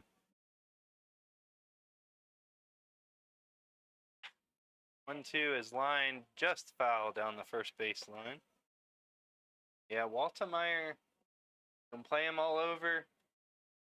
Third base, outfield. Might have even played some second base last year, maybe some first base. I know he moved around a good bit, pitched a little bit.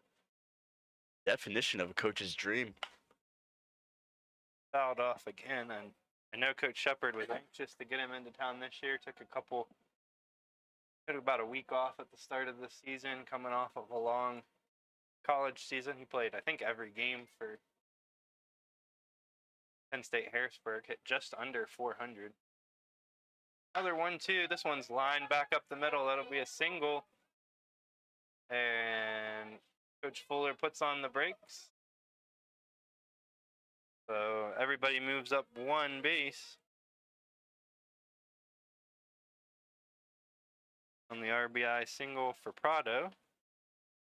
Cannon's being a little conservative on the bases, being satisfied with just one run on that hit, but with nobody out, not too big of a surprise, and Harbert just has to look forward to limiting damage here. Brings up McCarron, third baseman. Fouled off at the plate. McCarron struck out looking and had a 2 RBI single also in the last inning. Not a good sign when you say back in the last inning he was batting. That's very rarely good for your team. Right. And they're on their way to doing the same thing this inning. 1-1. Swung on and missed.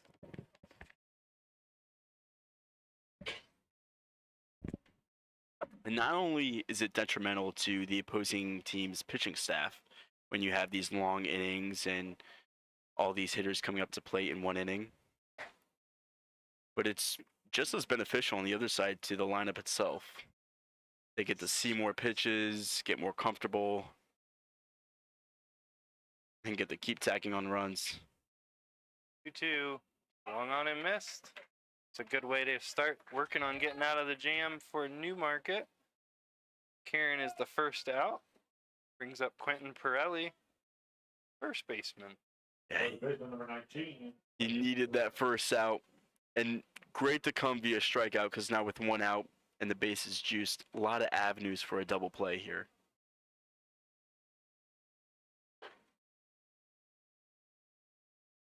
Called strike. I was watching the Cubs game last night, and they went into extra innings and ended up intentionally loading the bases and turned to double play.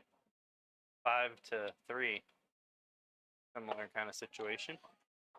Swung on and missed. Strike 2.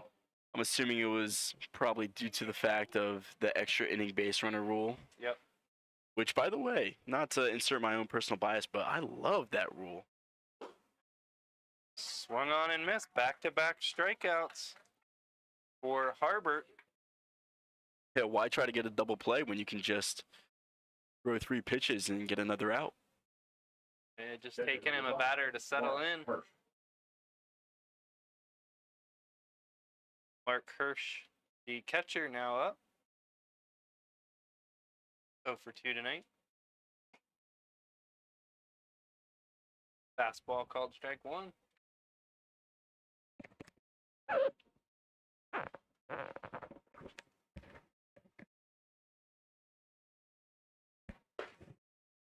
Fastball swung on and missed, strike 2.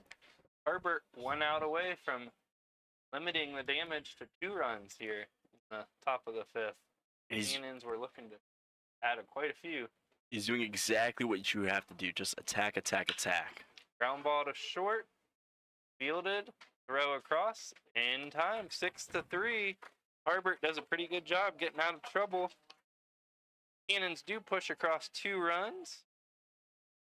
And lead 6-3. Headed to the bottom of the 5th. We'll be back in just a moment. 3 runners left on base.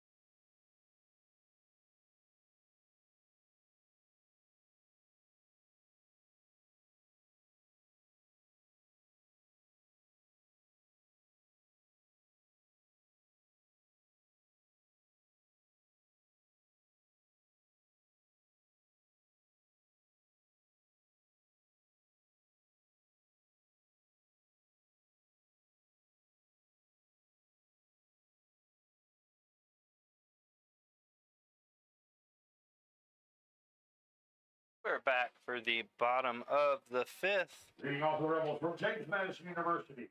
That's fielder number 9, Ike Midley. Ike Schmidley leading off, takes ball 1. Ike's coming from JMU, 20 minutes south of here. All of our interns up in the breast box right now are JMU students as well. JMU, just a great spot for some productive workers. And they know how to turn them around.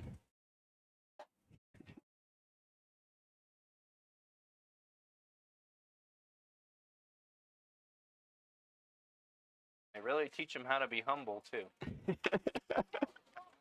Fouled off of Schmidley's foot. 2-2. Say it all in good fun. We've had lots of success with JMU interns, both this year and in past years, so we're very thankful for all of the help we get. It is really nice, especially, I bet, for the players to have just that short drive to Newmarket. Ground ball to third, bobbled, throw across, still in time. 5-3, goes down Schmidley. And I'm just going to continue to praise Ike even on his outs, even on his ground outs. Made the third baseman bobble it there a little bit. Just seems to hit it hard every time he's up the plate. From Enterprise State Junior College, designated hitter number 18, Mike Dabkowski. Mike Dabkowski steps in. Probably should keep calling Ike Schmidley just Schmidley, especially with Mike right behind him. But I just do love the first name Ike. Ike and Mike, or Mike and Ike, is that the candy? It's Mike and Ike, yeah. I'll have to talk to Coach Shepard about the batting order. Popped up in foul territory, but there's room for McCarron, and he's got it for the second out of the inning, P5.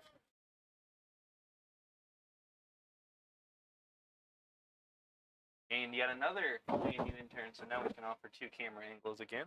From Simmons Community College, first baseman number 6, Matt Murphy. Matt Murphy takes a called strike.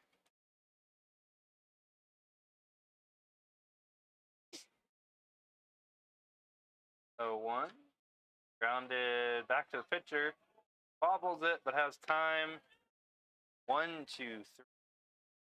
For the third out of the inning, Rebels quickly go down 1, 2, 3. After 5 complete, Purcellville 6, Newmarket 3. We'll be back. Top of the 6th in just a moment.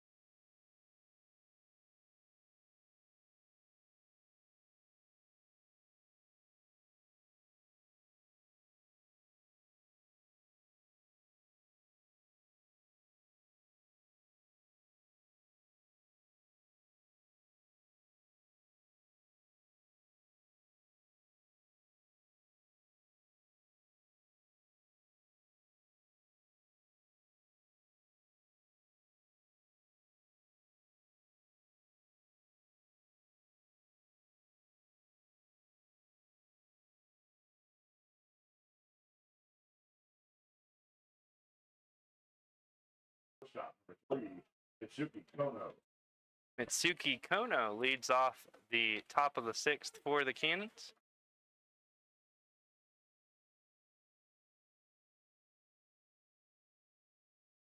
First pitch looked good there, but just must have missed low. Kono already having his 4th at-bat of the game. Puts the bunt down this time.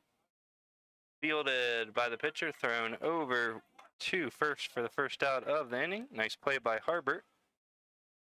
Helps when you have an infielder playing pitcher on situations like that.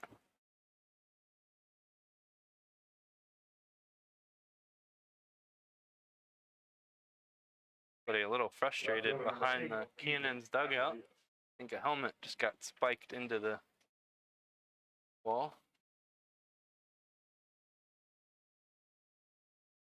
1 out. Acevedo at the plate now. Takes the first pitch for a ball.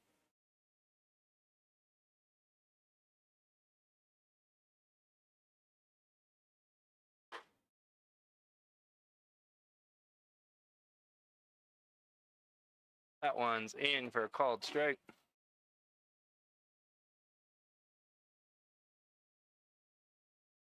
1-1 called strike 2. Harbert looking pretty good here. He's loving that outside corner right now, locating extremely well.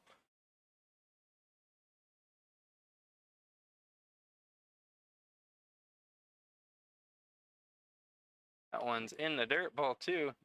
Keep being a little distracted by a Purcellville player continuing to be upset behind their dugout.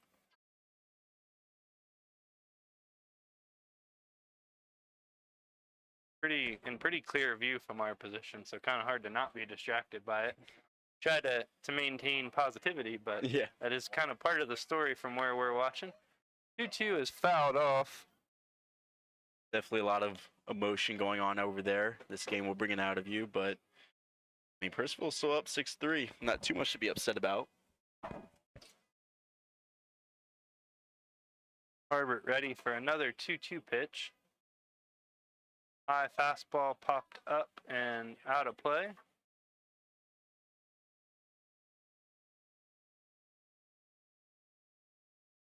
As always, we'd love to hear from you in the YouTube comments. Happen to be logged in, let us know where you're watching from. That one is just outside for ball 3. Full count now on Acevedo. Harbert tried to backdoor that breaker, try to get it to come back on that outside corner that he has been locating well in, but didn't get the call. Fouled off into the parking lot. Looks like we've kind of picked up viewership as the night goes on. They're a little slow to start, but kind of back to where you'd expect to be, I think. Yeah. Full count pitch, and he is rung up looking. I didn't see too big of a difference between the 2 pitches there. One called a ball, one called a strike. Yeah, that one just must have done a better job coming back on the outside corner. Honestly, it could come down to framing, too. Exactly. Like it might have hit him, but he checked swing, so it's a called strike. Didn't hear any contact Or with not the a called bat. strike, a swinging strike. It looked like it hit somebody's leg. I can't tell if it was the umpire or the batter. It is Fernandez now batting. That one's fouled off. Speaking of framing, I know in the major leagues you've seen almost every team go to having the catcher on a knee for the benefits of framing. I noticed Dobkowski has been on a knee. I wonder if that's already trickling down. In the dirt, swung on and missed. Strike 3, Dobkowski throws to first. That'll go down as a strikeout with the 2-3. Harbert puts the Cannons down in order. We're headed to the bottom half of the 6th.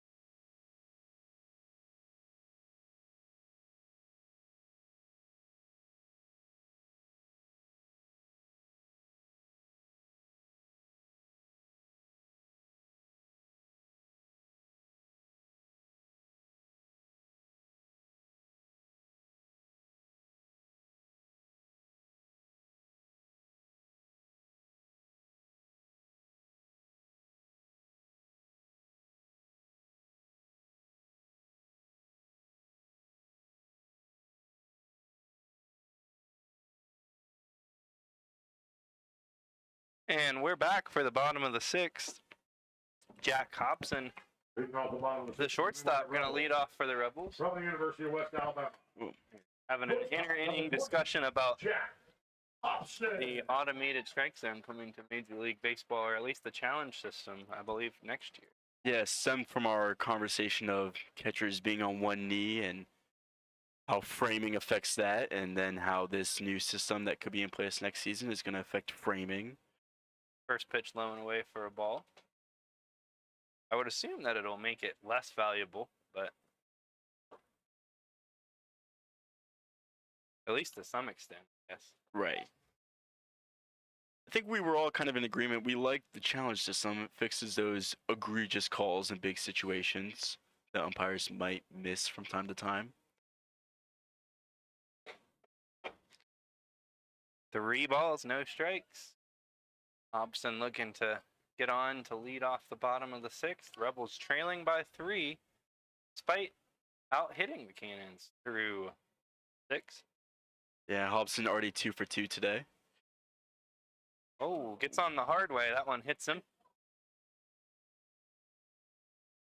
No walk for Hobson as he gets the hit by pitch. Hobson didn't have anywhere to go. Sure, he would have liked to move if he could have. Already had the 3-0 count, but had to get plunked there. That'll bring up the third baseman from Perhaps Oklahoma City fortunate that was a University. breaking ball, so maybe not quite as hard, but Johnson. breaking right at him. So when he backs up, it's just backing into it, really. Right. Those off-speed pitches are probably even more difficult to dodge with all the Jack unexpected Johnson movement. up now. First pitch is a ball. Keep an eye on Hobson at first base. My Uncle Dave giving me a shout out in the chat. Thanks. Call him Ud. Shout Uncle out Dave to UD. Uncle Dave.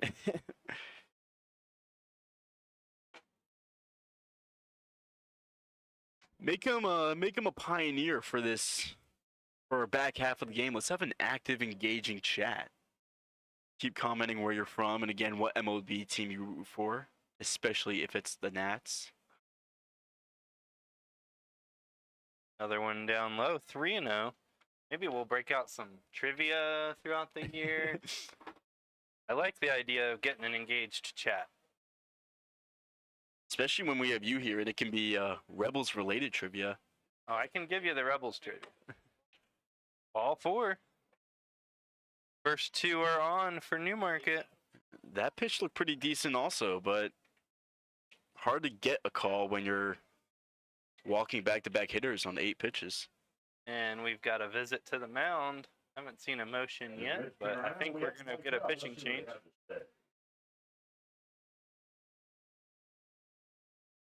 Brett Fuller, the head coach for Purcellville, also the president of the club, or owner. Sometimes it's kind of hard to differentiate roles in the Valley. His son Ridge, I believe, acts as the general manager and assistant coach. Looks like they're going to stay with him.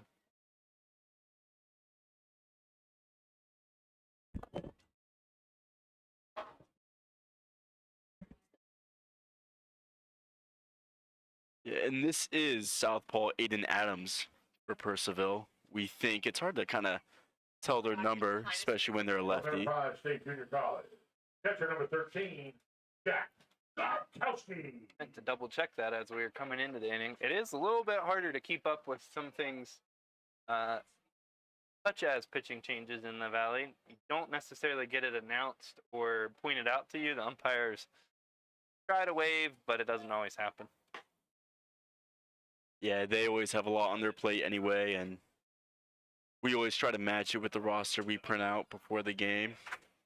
Called strike on Dobkowski, 0-1. But every now and then, a player will be wearing a different number or so. A lot of complications. Check swing, they check with the first base umpire. Matter of fact, I think Furcall is wearing a different number today. Not to call anybody out. But it's something we have does to happen. account for. And Purcellville was all over that, let us know. My Uncle Dave asked a really good question. Why do you bunt when no one was on base? We saw that last inning with Purcellville's leadoff hitter Kono tried to take one with him as a left-handed hitter and bunt down the first baseline. There's a couple reasons, but usually you will see it with runners on base.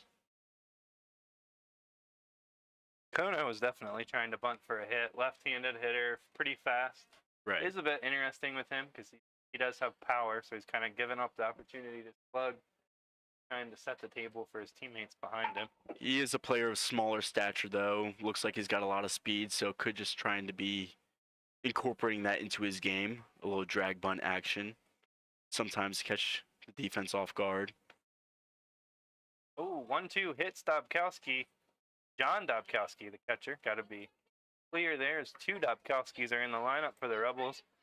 That's going to load the bases with nobody out. Bases loaded, that'll bring up For Shippensburg Caleb University Newcomer. Second baseman, number 11, Caleb Newcomer. The Cannons have had back-to-back big innings, scoring 4 in the 4th and 2 in the 5th, kind of taking away the Rebel energy, but the go-ahead run is at the plate. Newcomer could flip things on its head very quickly. First pitch. Nice fastball called strike 1. Also, the opportunity to flip it for the top of the lineup. Rebels. Logan Kelly waiting on deck. Blaine Waltemeyer in the hole. Curveball inside. There is action in the Cannons bullpen.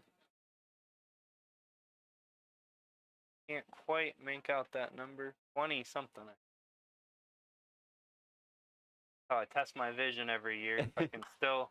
That one's lifted high into center field.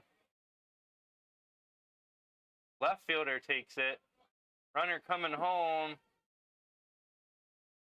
No play at the plate. That's a sac fly for Newcomer. Jack Hobson scores. Jack Johnson able to advance to third. Sac fly for Newcomer. That'll bring up Logan Kelly with the runners on the corners and 1 out. Colorado State University. Really great base running there by the Rebels. Cannon's left fielder kind of caught the ball off to his side, didn't have his feet in great position to make the throw home, but still tried to make that throw. And Johnson was able to take advantage of that long throw to home, and he got himself 90 feet away with less than 2 outs. So Kelly's got a chance here to cut the deficit from 2 to 1. Dobkowski on first. Probably not a threat to steal. But with first and third, 2 strikes, could see Coach Shepard try to put something in action to draw a throw and give a chance to score a run.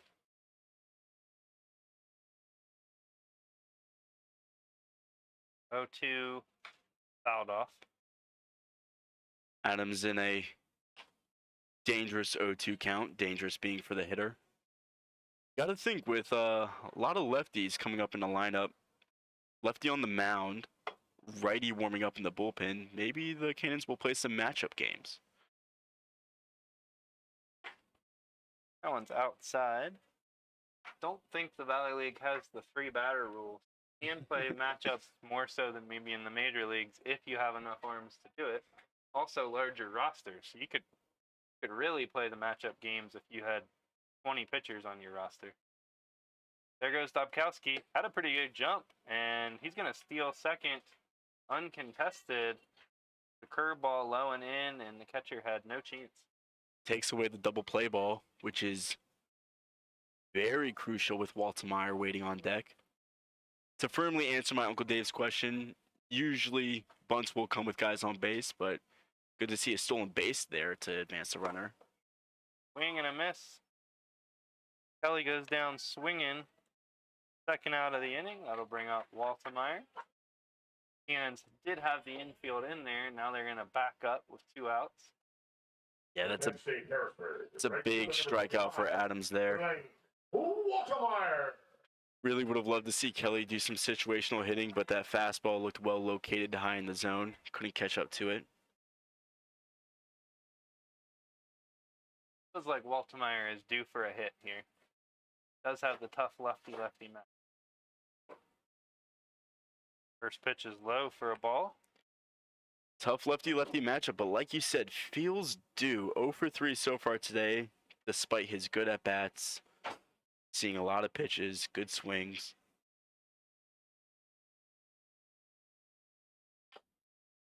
Fouled off.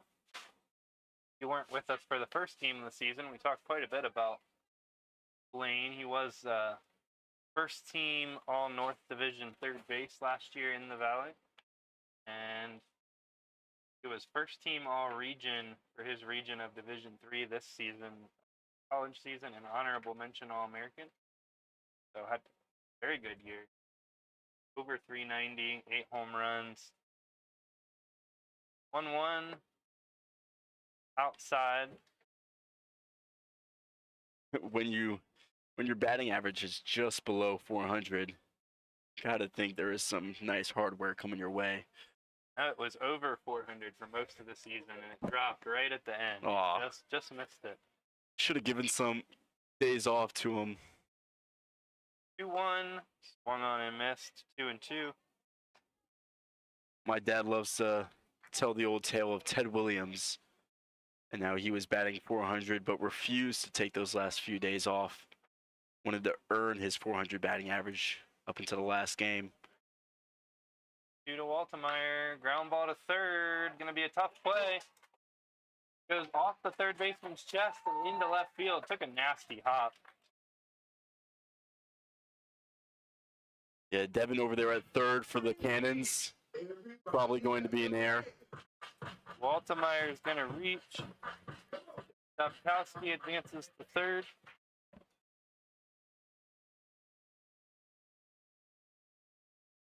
Debating whether it was a hit or error here in the booth. I would lean air. He looked like he tried to wait for the ball to kind of play him. Like you said, it did take a bad hop, but also hit him in the chest. That was a tough one. It did take a bad hop. I could see that going either way. Let's get excited. The moon As a bit of has official joined us. scoring aficionado, that's a very tough call. We have had a lot of tough scoring decisions here early in the summer season. I'm glad it's not my job tonight.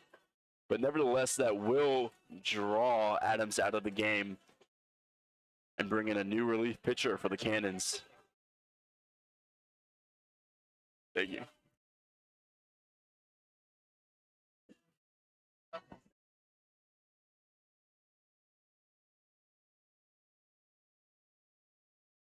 Yeah, the pitching change for the Cannons. We're going to take a brief break and get caught up on everything, and we'll be back in just a minute.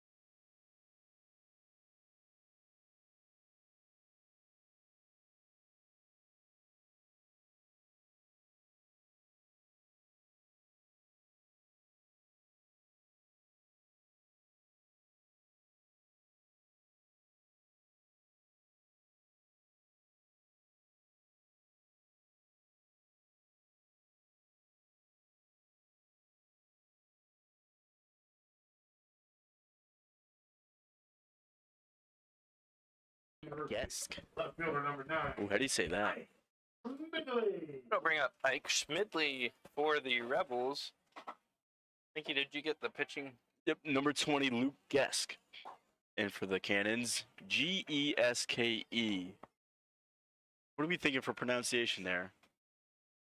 Hannah's a lot better at that aspect of this than me. Either Gesk or Gesky. Going Gesky. I like Geski. If you are related or a friend of, let us know if we're saying it right. We're happy to adjust on the fly as we learn.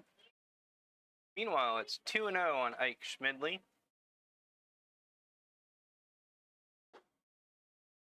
That one catches the inside corner for strike one. Definitely keep an eye on Waltemeyer at first. Wouldn't say that he's necessarily like a speed demon, but certainly athletic enough to steal a base here or there. Exactly, athletic enough when the time comes. Schmidley did not like that one. Breaking ball catches the outside corner according to the home plate umpire. 2-2. Definitely didn't like it, and he'll choke up and battle now here in a 2-2 count. Popped up on the infield, over towards third. McCarron's got it. P5 for Schmidley. Rebels push 2 across and cut the lead to 1 after 6 complete. It's Purcellville 6, Newmarket 5. We'll be back for the 7th in just a moment.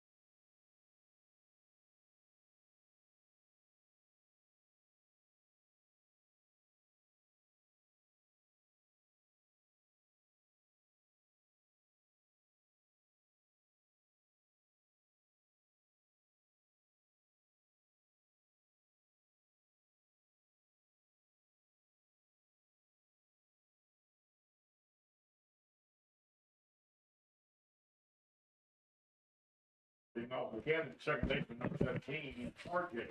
Call. RJ for call, going to lead off for the Cannons in the top of the 7th. Harbert still on the mound for the Rebels. First pitch fouled away. Recall 1 for 2 today. Hard to decipher the hits throughout the lineup of the Cannons because they've got so many walks here tonight. Yes, Key is the pronunciation on the Cannons pitcher. Thank you, Cindy. Take all the help we can get. 0-2.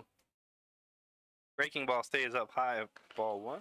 Well, Geski did a great job last inning getting out of the jam and holding the Rebels to 2 runs. They still lead 6-5. Swing and a miss, strike 3. Harbert strikes out for call to open up the 7th inning. I'm sure these guys traveling around the country playing games get their names mispronounced all the time. But I like to try. We usually get a pronunciation check with the opposing team before the games, And they're usually very nice about it, even when you do mess up their name. called strike on Kobe White. Full moon night here at Rebel Park. Free moon pies for anybody still in attendance, being passed out in the stands and in the press box. Not the easiest snack to eat while calling a baseball game. Just a little bit dry, but I almost made it through mine between innings. Long running tradition at Rebel Park to have full moon night. I'm waiting Often I'm waiting to enjoy mine till after the game, for reasons you stated. Full Moon Night often accompanied by its own playlist. Lots of moon songs. Ground ball to shortstop, fielded nicely. Throw across is in time. 6-3 for the second out of the inning. Nice play by Hobson, the shortstop. Great continuation of the great Rebels defense we've talked about here. Newcomer usually gets a lot of the shine at second base. Hobson getting all the shine tonight with it being his birthday. He's getting it done on both sides. Designated hitter number 13, Gerardo. Mikey's enjoying a Coke. Man, a fine taste during the game. And if anybody's familiar with Coke right now, they're doing names on all their products, like share a Coke with, and it has a name. And tonight he's got Sis. And we actually have a Rebel board member named Sis Blosser. Really? I didn't even see the name before I took it.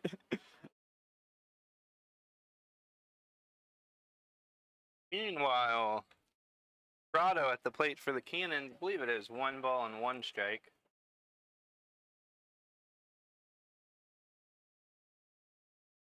That one is in for a ball. 2-1. This game very exciting still with it being 6-5, but like you mentioned earlier, slowing down a bit with the runs coming in the middle of the game. Had to get my 2-1 caffeine. pitch, check swing. Dabkowski asks for the appeal to first, doesn't get it.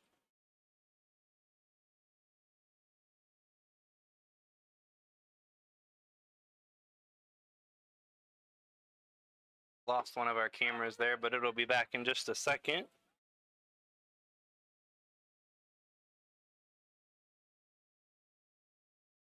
I think camera came back just in time to see that beautiful curveball for strike 2. 3-2 pitch, ground ball to Hobson again, waits back on it, fires across. In time, 6-3 for the second time in a row. That's the third out of the inning, another 1-2-3 inning. We'll be back for the bottom of the 7th with both camera angles in just a moment.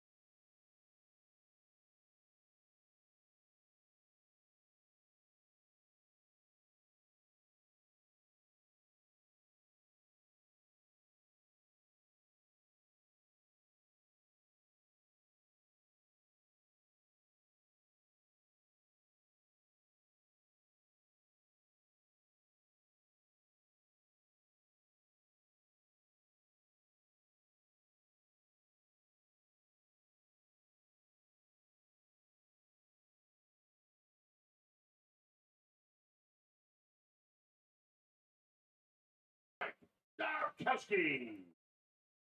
We're back. Mike Dabkowski leading off. I believe there is a new Cannons pitcher.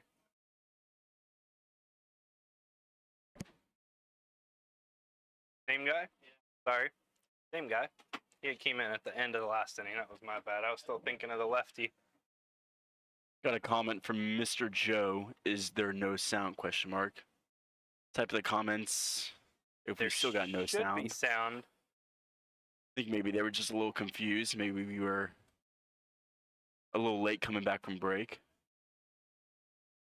Now is the perfect time to do it, though. Last inning was so quick, didn't get to, but shining some praise on Rebels pitcher Harbert, who just arrived in Newmarket recently. Swing and a miss, 2-1. Showed up, decided to go 2 for 3 in his first game at the plate last night, and then decides to put up 2 crucial zeros in relief for the Rebels pitching staff. That one is sky down the right field line. It's going to be foul, but will it get out of play? It does, just short of the batting cage down the right field line.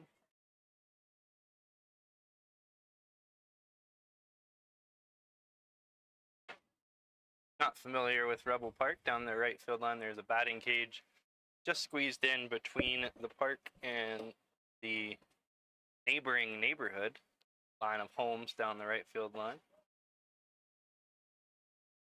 Check swing, no swing. Full count now on.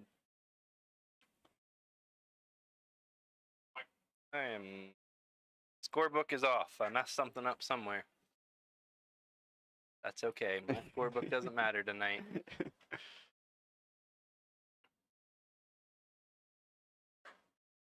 And that one's outside for ball 4. I'm still getting used to multitasking, commentating, and filling out a scorebook. I'm very lazy with mine. No strikes or balls. Community College, number 6, Murphy. Harbert, I usually do pretty well, and then you get a chaotic moment and you miss something, and not as practiced as some of the. Goes bunt, misses the bunt, but the ball goes all the way to the backstop. Works out even better for the Rebels. Move the runner up and don't give up the out. exactly, did his job without really even doing his job. That one will be a wild pitch. Got a comment, Harbert is a UMBC commit. Congratulations to him.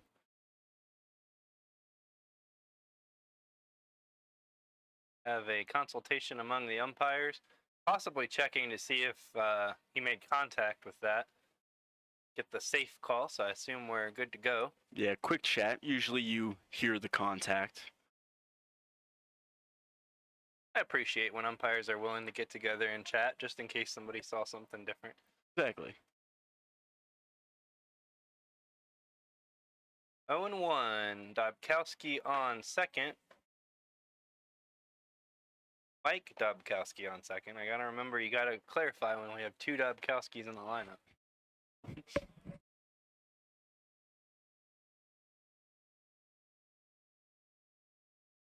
Called strike. Looked really well executed on the lower outside corner. Murphy didn't little like it. low Looked in like a my eye. tough, yeah, it looked like a tough pitch to get to, nevertheless.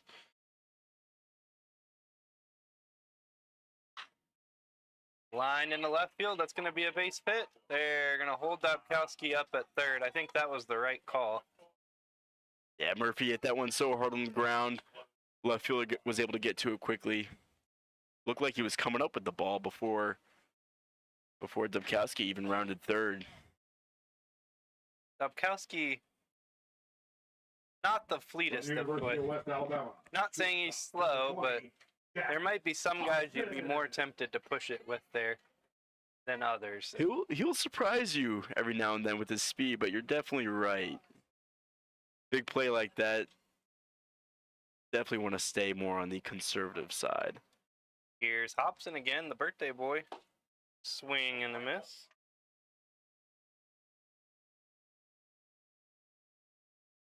Here's where you could see a bunt situation. I wouldn't do it with Hobson because of how hot he's been at the plate. Maybe if it was first and second, nobody out, as opposed to first and third, you would see a bunt here.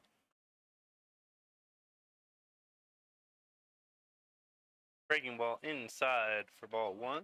However, the infield is in. Not a surprise there with the score being 6-5.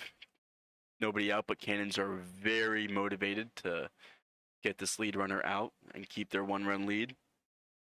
Aggressive. this situation, I think.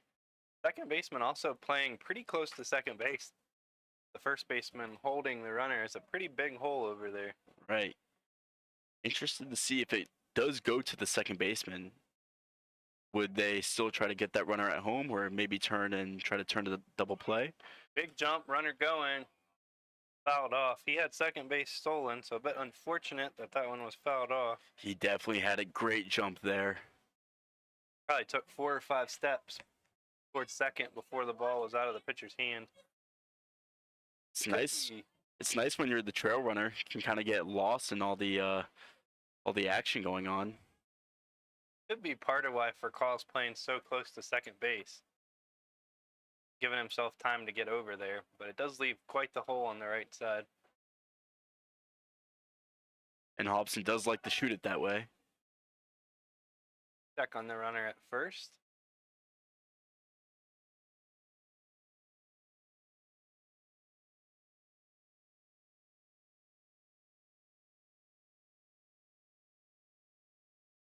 Murphy on first. Mike Dubkowski on third. Nobody out. Rebels trailing by 1. Bottom of the 7th.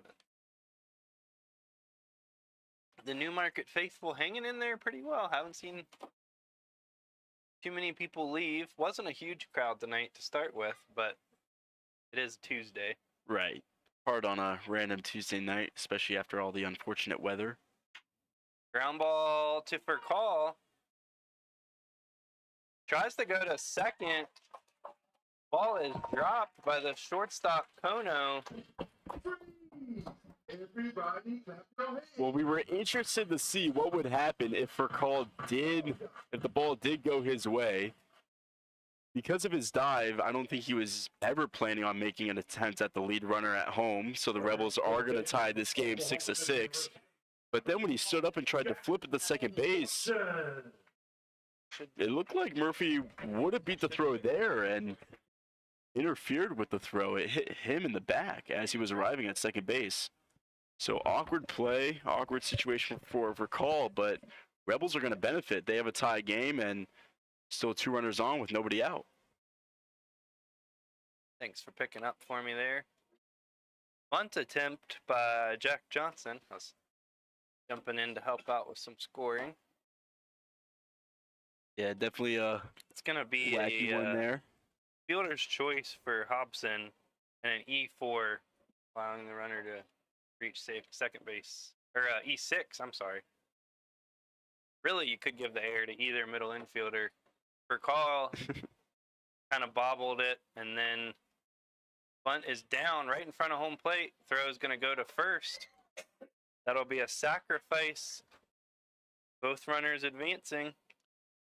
There's that situation we talked about, first and second, nobody out. Johnson does the job and gets the runners over. Catcher number 13, John Dubkowski. Everything's tied up at 6. Rebels have runners on second and third, 1 out, playing in the bottom of the 7th.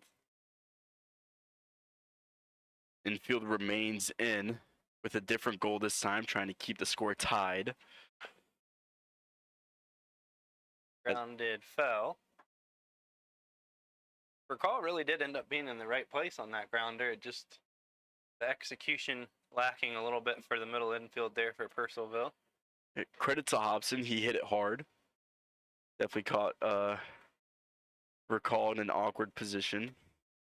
Yeah, fielded it well, but then maybe had some trouble getting it out of his glove or was a bit hesitant with the flip to second. And then when he did flip it to second, Kono could not come up with it.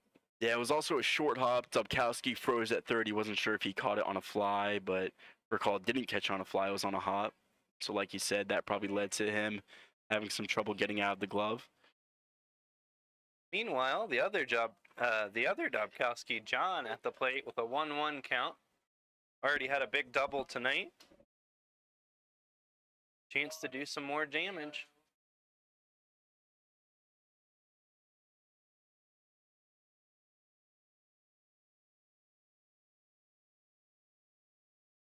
Looks like there's also a tie game in Washington. Sorry, I was getting notifications on my phone like crazy because of that tie game. Called strike 1 and 2. Lots of folks in the Newmarket area and Harrisonburg area, fans of the Washington Nationals. Only about 2 hours north of Newmarket to go see a game at Nats Park. Actually, there were a few games last week when the Cubs were in town. 1-2 pitch, fouled off. Yeah, you saw some really good games. Cubs had a perfect game going for a little bit. Nats had a great start from their young southpaw, Mackenzie Gore. Yeah, Boyd and Gore went head-to-head, and it was a lightning fast game.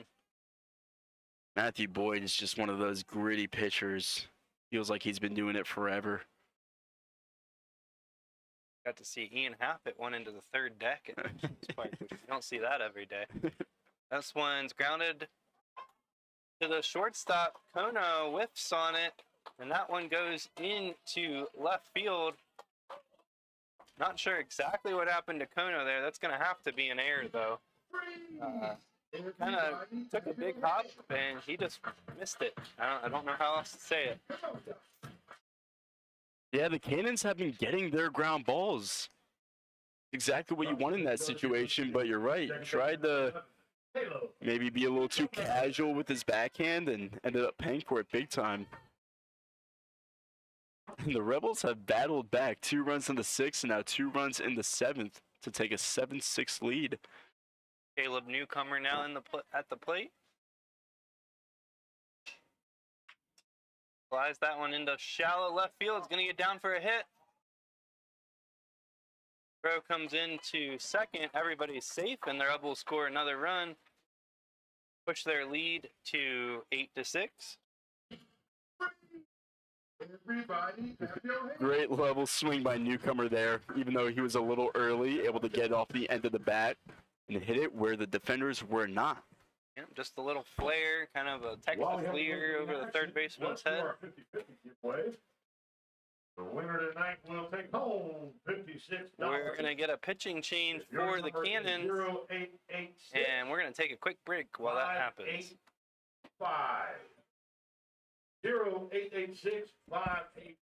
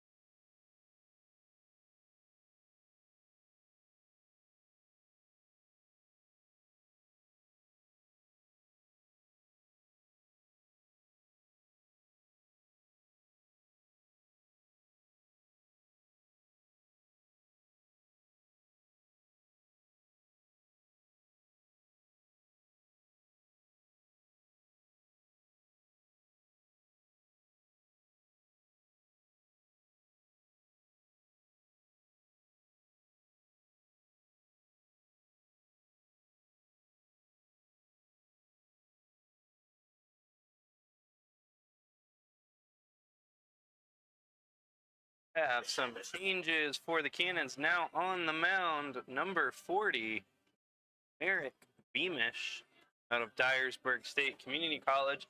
And we did have a defensive change that we missed. May have misappropriated some errors there in that previous part of this inning, as number 10, Jake Barber, had taken over at shortstop. So apologies to Mitsuki Kono. He was not out there playing shortstop at that point, so Center fielder from Colorado Jake State University. Barber was the shortstop for this inning. Logan. Yeah, and like you said, Beamish in now to inherit these 2 runners on base. He's pitched 1 inning so far this summer. Again, 1 inning and an 18 ERA can be misleading. Definitely very inflated due to the small sample size.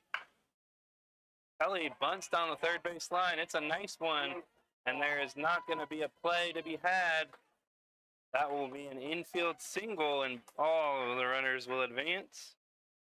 Beamish had no other option but to just pocket that one. Perfect bunt by Kelly. Harrisburg, number 25. Blaine Waltemeyer step into the plate for the Rebels with a chance to blow this one wide open. Bases loaded, 1 out. I don't know about you, but I love a grand slam. Who doesn't?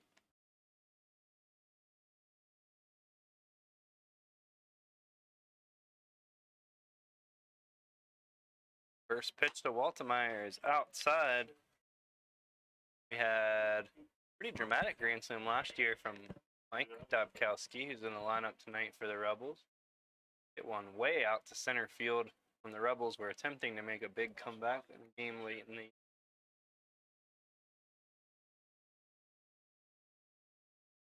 1-0 pitch. Fastball swung on and missed.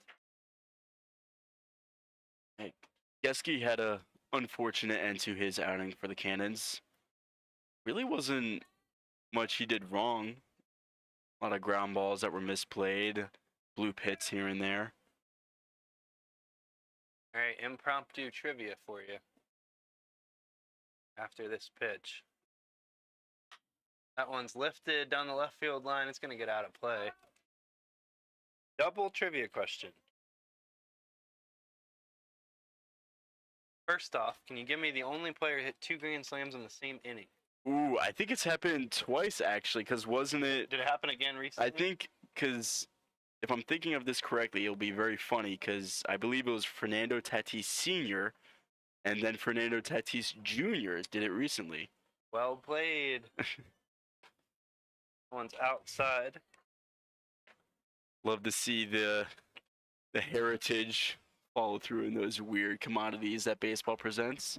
Here's another one that's perhaps more obscure, and I wouldn't expect anybody to know this. Can you name a player that has hit a grand slam left-handed and right-handed in the same game? Really? Waltemeyer swings and misses for strike 3. Bit of a rough night at the plate for Blaine, but Ike Schmidley still has a chance to do some damage for the Rebels. Number 9, Ike Schmidley. Grand slam right-handed and left-handed in the same game. I don't think I'm going to be able to get this one. This one's happened multiple times off the top of my head, but I watched a game when I was a kid that it happened in. First pitch to Schmidley is a ball. Somewhat obscure Chicago Cub. Really? Yep.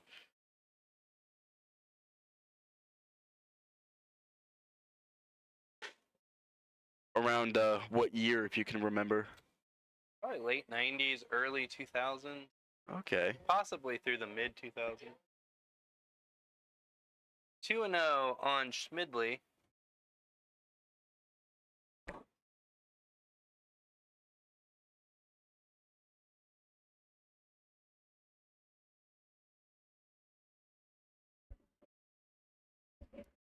Well, as a Nats fan, I know this isn't the answer, but Josh Willingham comes to mind. He's not a switch hitter, but he also had 2 grand slams in one game, I remember.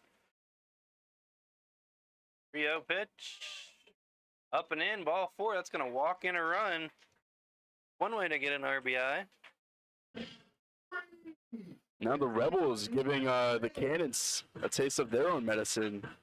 The Rebels have now batted around this inning. That's why it's a run batted in, not a run hit in. Very, very true. From Enterprise State Junior. Who's the Cubs player 18, to hit the grand slam righty and lefty? Dobkowski. The answer I was looking for is Mark Bellhorn. Mark It's a Bellhorn. pretty obscure one. It sounds familiar, but I don't know He him. played second base.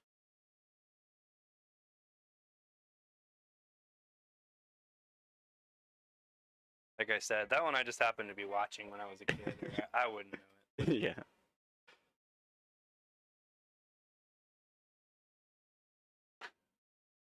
Does seem pretty obscure. I would be interested to see how many times that's happened. While we're going with Major League Trivia, here's one that both of our teams have a representative on the list.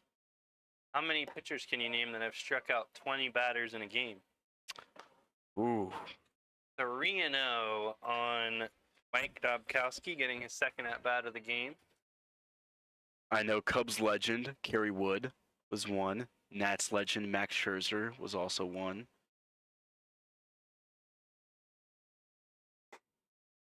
Called strike. I think there was maybe, how many total was there? 4 or 5, I think maybe? We'll say there's 4.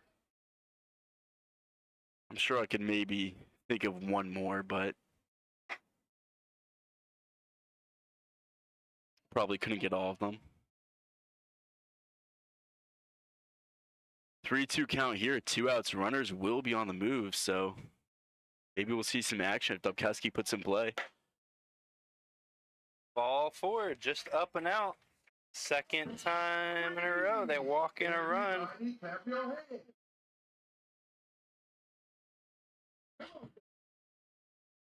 Make your frantic edits to your scorebooks now as the Rebels continue to bat around. Dobkowski has 2 plate appearances this inning, but technically 0 at-bats as they have both resulted in walks. Matt Murphy up.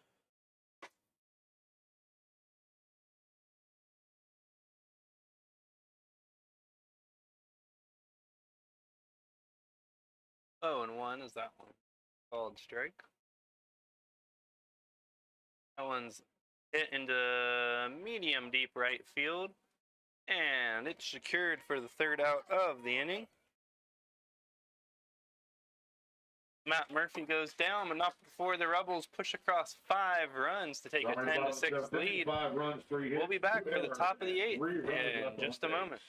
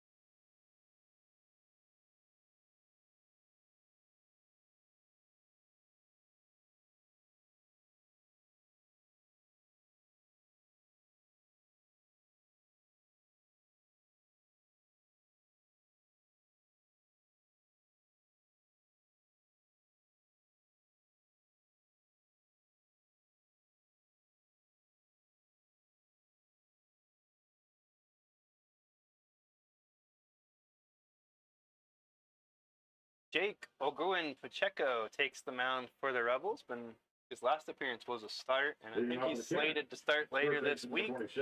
But Rebels a little short on pitchers, going to try to get an inning out of Pacheco here. Definitely having to get a little creative. Pacheco has been one of the most productive pitchers for the Rebels so far. Deep to right field. Waltemeyer drops it. Was hit over his head. Tough play. Just came out of his glove though on the warning track. Yeah, I thought it was going to be an easy fly out, but just kept drifting Waltmeyer back to the warning track. Wasn't in the best position to make the catch, and he did not make the catch. That one's gonna go down as an error. Wasn't the easiest play, but I think he got there and it just popped out of his glove. I don't think you have any choice but to give him an error.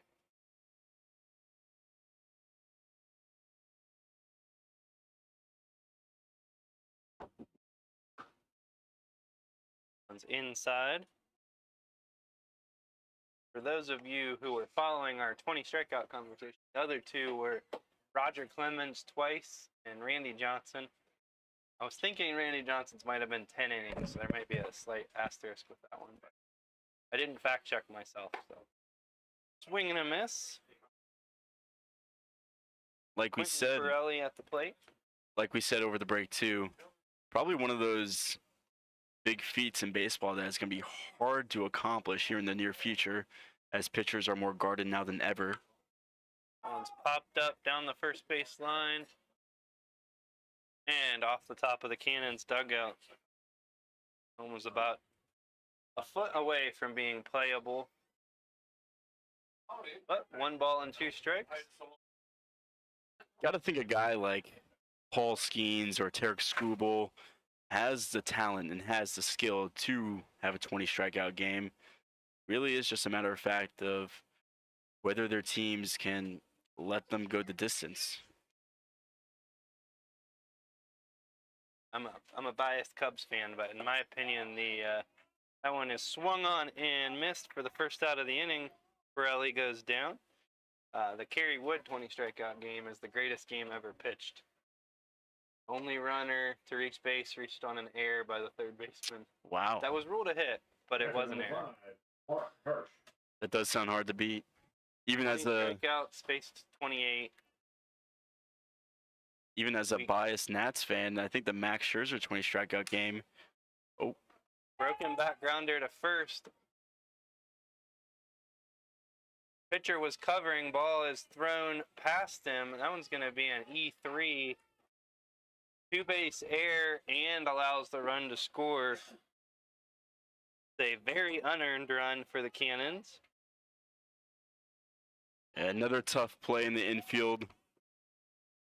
Rebels make their second error of the game. A combined 6 errors tonight. Again, a lot of tough plays though, a lot of in-betweeners. And it's so early in the summer season, defenders are still getting their feet wet, getting This is comfortable. number 10.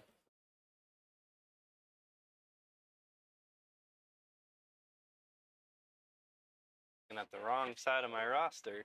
Number 10 is Jake Barber, who came in at shortstop. Batting number 10 is Jake Barber. Yeah, Kono, his last at-bat, showing some frustration afterwards. Not sure where the frustration was pointed at. Gotta wonder if that's what got him lifted from the game. This one's popped up on the infield. Third baseman calls off the pitcher. It'll be a P5 for the second out of the inning.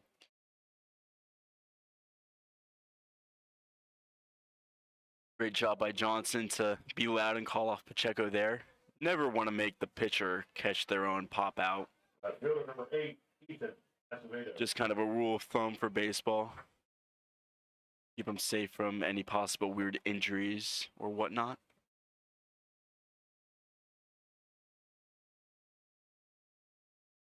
Brings up Acevedo, left fielder. First pitch to him is a ball low and away.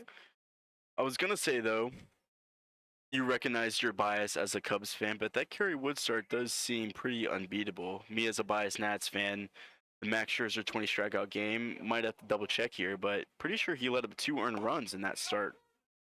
Called strike. I think he gave up a home run maybe at some point in that, but by game score, if you're familiar with that, the Kerry Wood is the highest ever on a game. But it is hard to argue with an actual perfect game. I know there's been some with pretty high strikeout totals. Fouled off. It'll be 1-2 on Acevedo. Deco 1 strike away from getting out of this one. Admittedly, Scherzer is my favorite pitcher to watch. threw off the scoreboard operator on that one.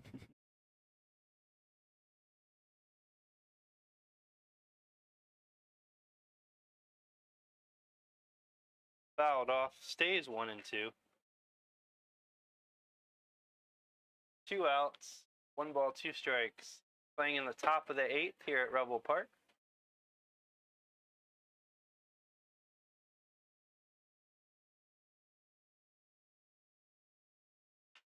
That one's hit in the air to right center.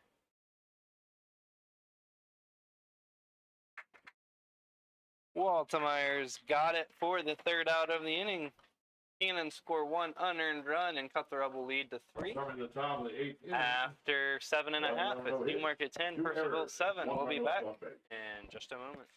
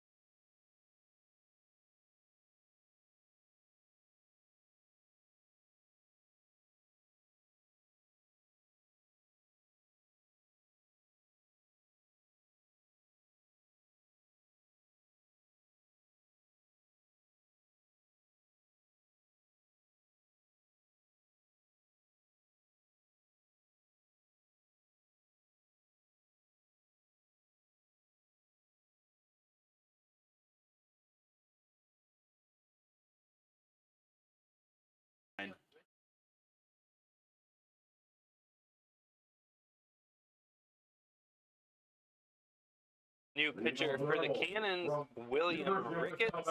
Shortstop, number 20, Jack Thompson. Funky lefty sidearm, as we were observing during his warm-ups. He's got 1 inning under his belt this summer. It was clean, no runs allowed. If you were with us last year, Ricketts might look familiar. Pretty sure he's a returning player.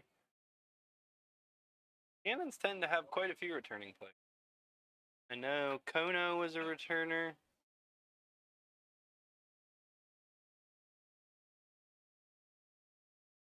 Swung on and missed. Pitcher on the mound for the Cannons. Not surprised. Good organization. They got we were there last night, got a lot of interns, a lot of fun festivities. You see a lot of Rebels returners this year. Tends to happen whenever they're pleased with an organization's summer. Popped up. That one's going to get out of play, I believe. Yep, off the Cannons dugout. Helps when there's stability, too. When you have the same coach or the same recruiter year after year, you're more likely to get returners. Exactly. Coach Shepard seems like a personality that players are drawn to.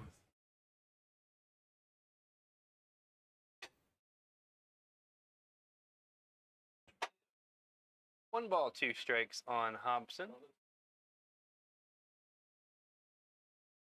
Swung on and missed. Strike 3. Hobson goes down for the 1st out of the bottom of the 8th.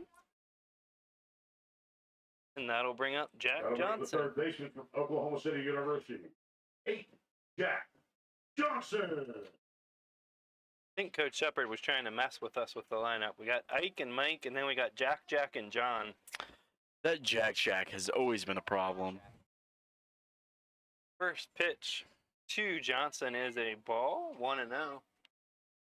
You'd think I'm talking about the baby from Incredibles, just talking about those two guys on the lineup. Going deep with the reference there. Jack, the all-powerful baby in Incredible. If anyone's seen the recent one, Incredibles 2, Jack really has his moments. That kid can do it all. 2-0 is outside, ball 3. Like the Shohei Ohtani of superheroes. Only we could get him to sign up for the Rebels. 3-0 pitch on the way from Ricketts. Called strike, catches the outside corner. John Dubkowski waiting on deck. He's had a pretty good night at the plate.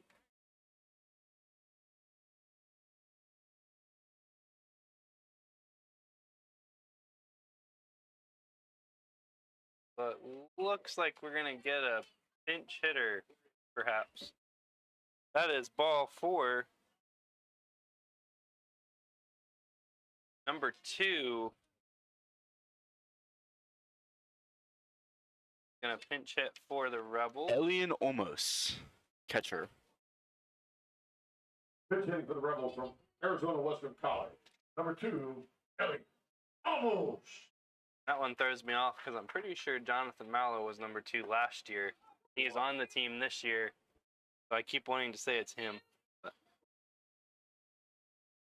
As we've mentioned before, catchers are continuously rotated through the lineup. Almost has 2 games under his belt.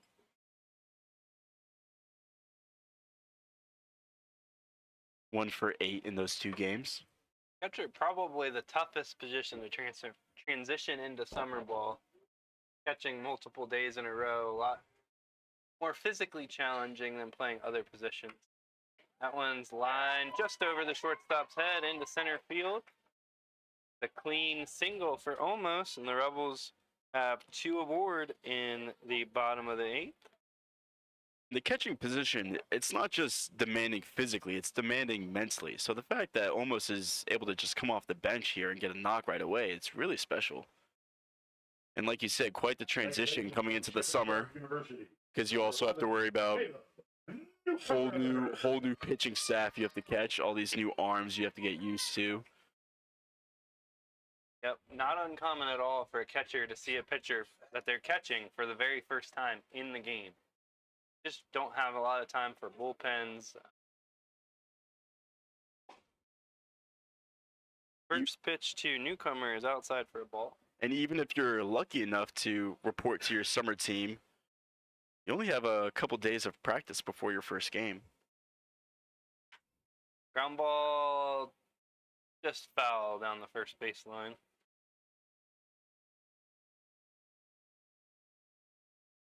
We've had a couple situations in previous seasons where you had a pretty important moment in a game and either a new catcher or a new pitcher that just arrived in town was playing late in the season, and it kind of, can't imagine how hard that would be to see a pitcher who's throwing 90 miles an hour for the first time as a catcher in a playoff game. Something to that effect. That one's fouled off. The bat goes flying into the screen as well. Bat came off more hot than the ball. Go deep into Rebel lore here, but if you're interested in Rebel history, you can check out Safe at Home, A Season in the Valley, a book written about the 2009 Newmarket Rebel team. It's a great read, a very memorable season, and can be insightful into Newmarket. But that was kind of the year of catcher injuries, if I remember correctly. I think we went through something like 8 catchers in one season, including having one leave in the playoffs with like a broken arm. Wow. Catcher injuries, unfortunately, are usually the worst. That one's floated into right field. It's going to be down for a hit. Runners had to kind of hold up, so they're going to only move up 1 base. But once again, the bases are full of Rebels. Second time newcomers kind of had a bloop single here. His last at-bat was a bloop single to left. This one to right.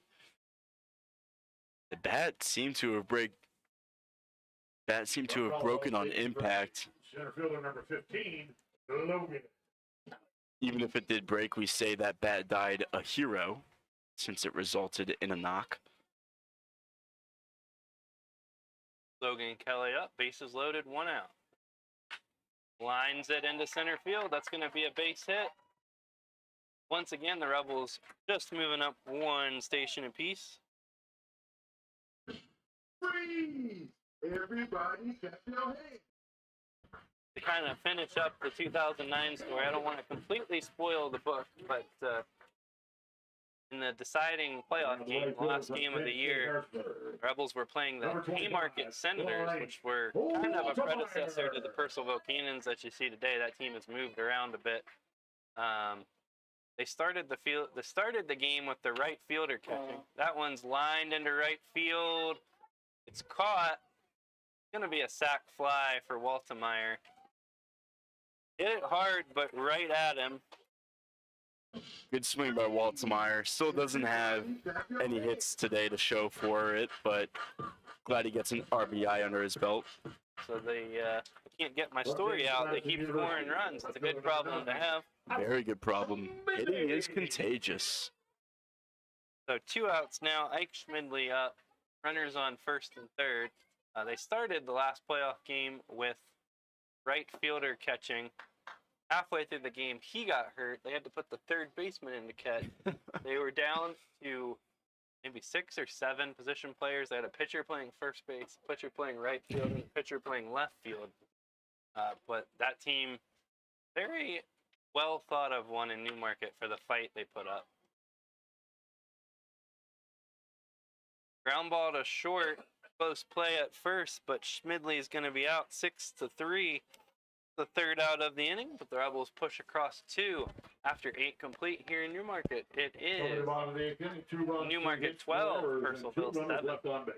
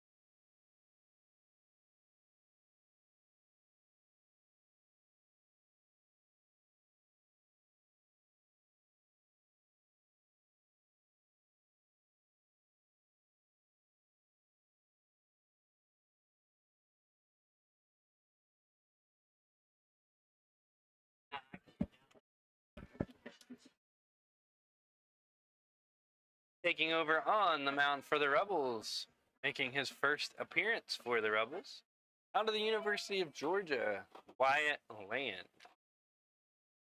I believe he is wearing number 30.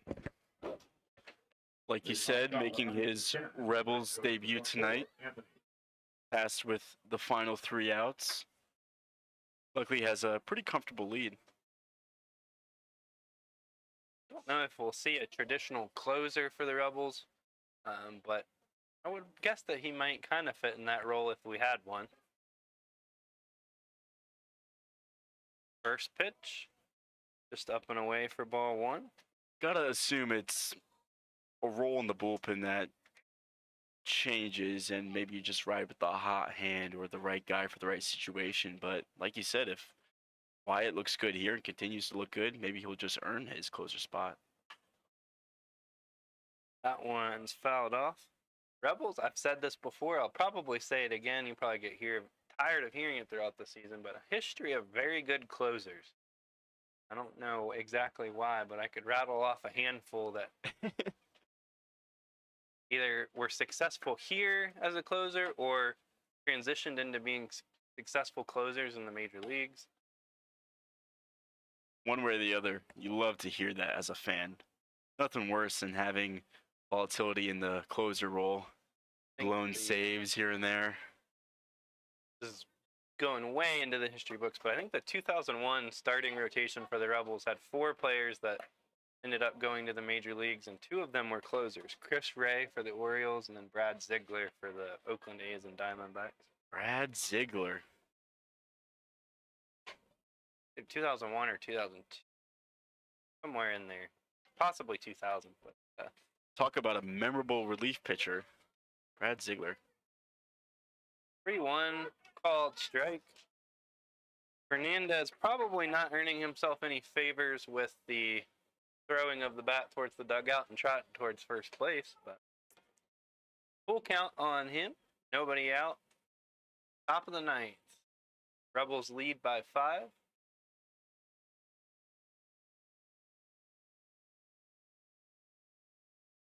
Fouled straight back at us. Definitely expanding the zone there on the 3-2 count. Probably knew he wasn't going to have much leeway with the umpire after his throwing of the bat last pitch. Former Rebel Adam Zipko also holds the Valley League record for saves in a season with 17. Wow. Probably one of the best seasons the Valley's ever seen. I was about to say, 17 saves in one summer? I think he had 17 saves, a 0.00 ERA, pitched right around 30 innings, and averaged like 15 strikeouts per 9 innings pitched. He was just absolutely dominant. Also a sidearm guy out of Millersville. That one's inside for ball 4. The Cannons get the leadoff man on, which would be important if you're trying to make a 5-run rally in the 9th inning. It's a good first step for sure. 17 saves in one summer. I'd be surprised if the Rebels even got 17 save opportunities this summer. Pretty rare, I would say. I don't know that one will ever be broken with modern pitching rules too, where pitchers can't pitch back to back as often, Right. if ever, and they are not allowed to pitch 3 days in a row regardless of pitch count. First pitch 2 for call, swung on and missed, strike 1. Correct me if I misspeak here, but I believe a save opportunity is within 3 runs or having the 3rd run on base. Something of that sort. So it's within 3 runs. I believe if the tying run is in the on-deck circle, regardless of the number of runs, or if you pitch the last 3 innings or more with your team having the lead and you don't qualify for the kind of 3 different criteria for saves. This would not be a save opportunity for me.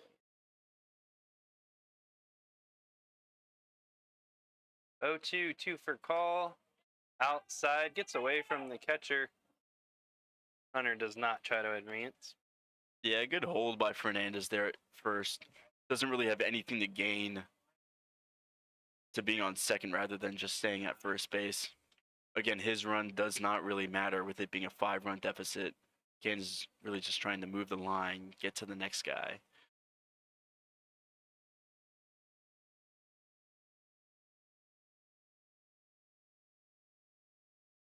High fastball swung on and missed. Strike 3. First out of the inning and the first strikeout of the season for Land. Like that was coming in pretty hard. Recall looked a little hesitant. He felt that he got a piece of it, but Dubkowski, or excuse me, almost was able to hold on for the squeeze behind home plate, almost replacing Dubkowski as a catcher. That one's fouled off. I'm going to try to get some pitch speeds for you as the summer goes on. Radar gun was not working today. Hopefully it will be fixed, but not for sure.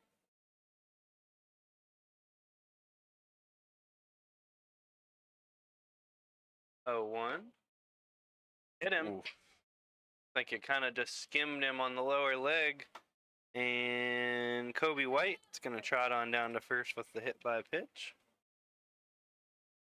You're the Cannons. You're just looking for base runners any way you can get them. Trying to get the tying run to the plate. Brings up Gerardo Prado, designated hitter. Been on base a couple times tonight. If you're doing the DEFCON 1 math, Hirsch would be the go-ahead run for the Cannons, 9th hitter for the Cannons. Fastball swung on and missed. Land, pretty good velocity. I would guess he's in the upper 80s, maybe touching 90. Yeah, I was about to say, I kind of like not having the radar gun here. Solely relying on our eyes, but get more of a feel for it, kind of more of a similar perspective to the hitter. Called strike. Heavy dose of fastballs so far from Land. And again, even without a radar gun, you can kind of tell, maybe tone back the velocity on that one to really execute his location, well located low and outside. Maybe in an 0-2 count here, we'll see him turn up the velocity with a high heater. That one's low for ball 1. Look to I've be noticed that in Valley League action, it's easy to get confused based on just the sound it makes when it hits the catcher's mitt. That can vary based on kind of like when they close the mitt or how tightly they squeeze it, or how loud the pop is. Another one fouled off. yeah, pop of the glove from a high velocity fastball. Got to be the second most satisfying sound in this game, behind the obvious crack of the bat. Definitely learned that pitch speed can be deceptive. We've had some very hard throwers here that you wouldn't necessarily have realized they were hard throwers until you actually saw. Strikeout. The ball did get away from the catcher, but with first base occupied, just goes down as a regular old strikeout swinging. Yeah, a little confusion from Prado there, but we're not sure. Run it out. Did the right thing. McCarron up, the last hope for the Cannons.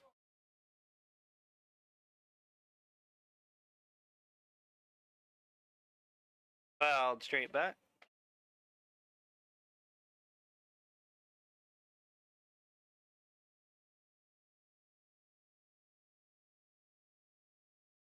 No balls, 1 strike.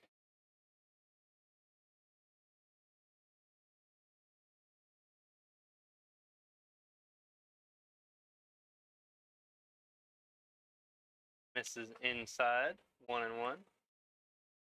Hopefully, as our game continues to come to a close, maybe in the chat, type who you think deserves some shine today. Maybe for a player of the game or just a regular shout out. Outside, ball 2.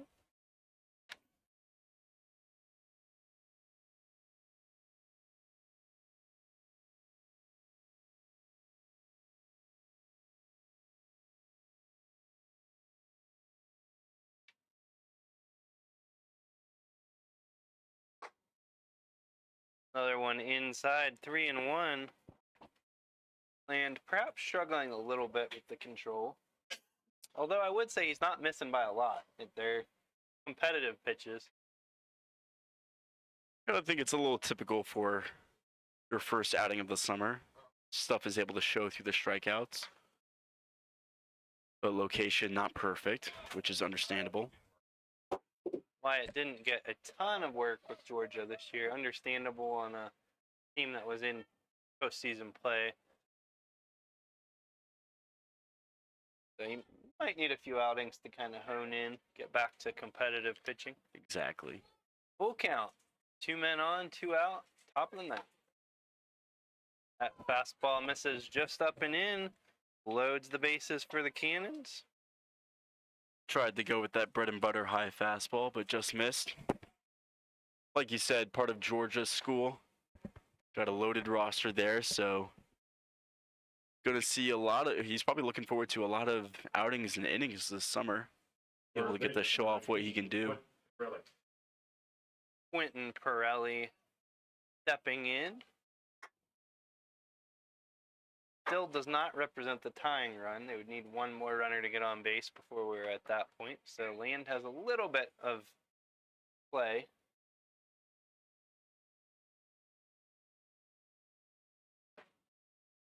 In for a called strike. Like that one might have been a slider or some sort of slightly off speed. It's nice to see that he's got enough confidence in that off speed to be able to lead in that bat with it. Fastball swung through for strike 2. Land quickly ahead 0-2, and the Cannons down to their last strike for the second time. Great thing about showing a batter off speed early, makes that fastball look a lot harder.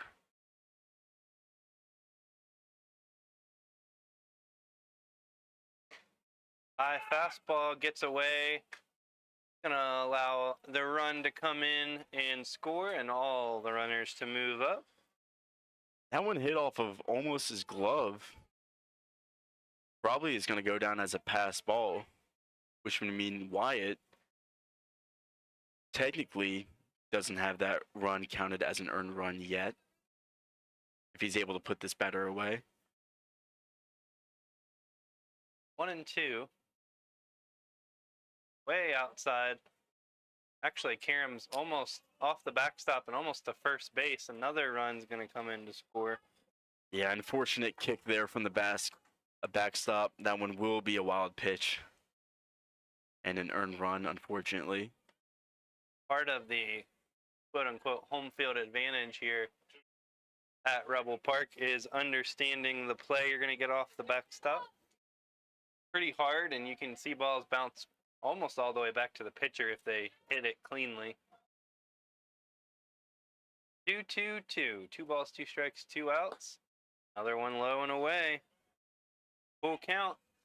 Land does not want to put another runner on and put the tying run at the plate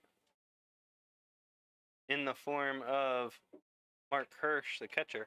And it's just been him beating himself. Hit by pitches, walks. His 2 outs have come via strikeout. Nothing has been put in play yet. Swung on and missed. Strike 3. So Land makes it a bit nerve-wracking, but gets the 3 outs in the top of the ninth. Game summary. Final score from Newmarket. 9 runs with 4 hits and 4 errors. Cannon score 9 runs on 4 hits and 4 errors. Newmarket scores 12 runs on 12 hits and 2 errors. Baseball League and the Newmarket Rebels. Great offensive showing after the pitcher's duel last night. Yeah, very opposite games for between the two teams. We'll be back with you on Thursday night. Same time, same place. Until then.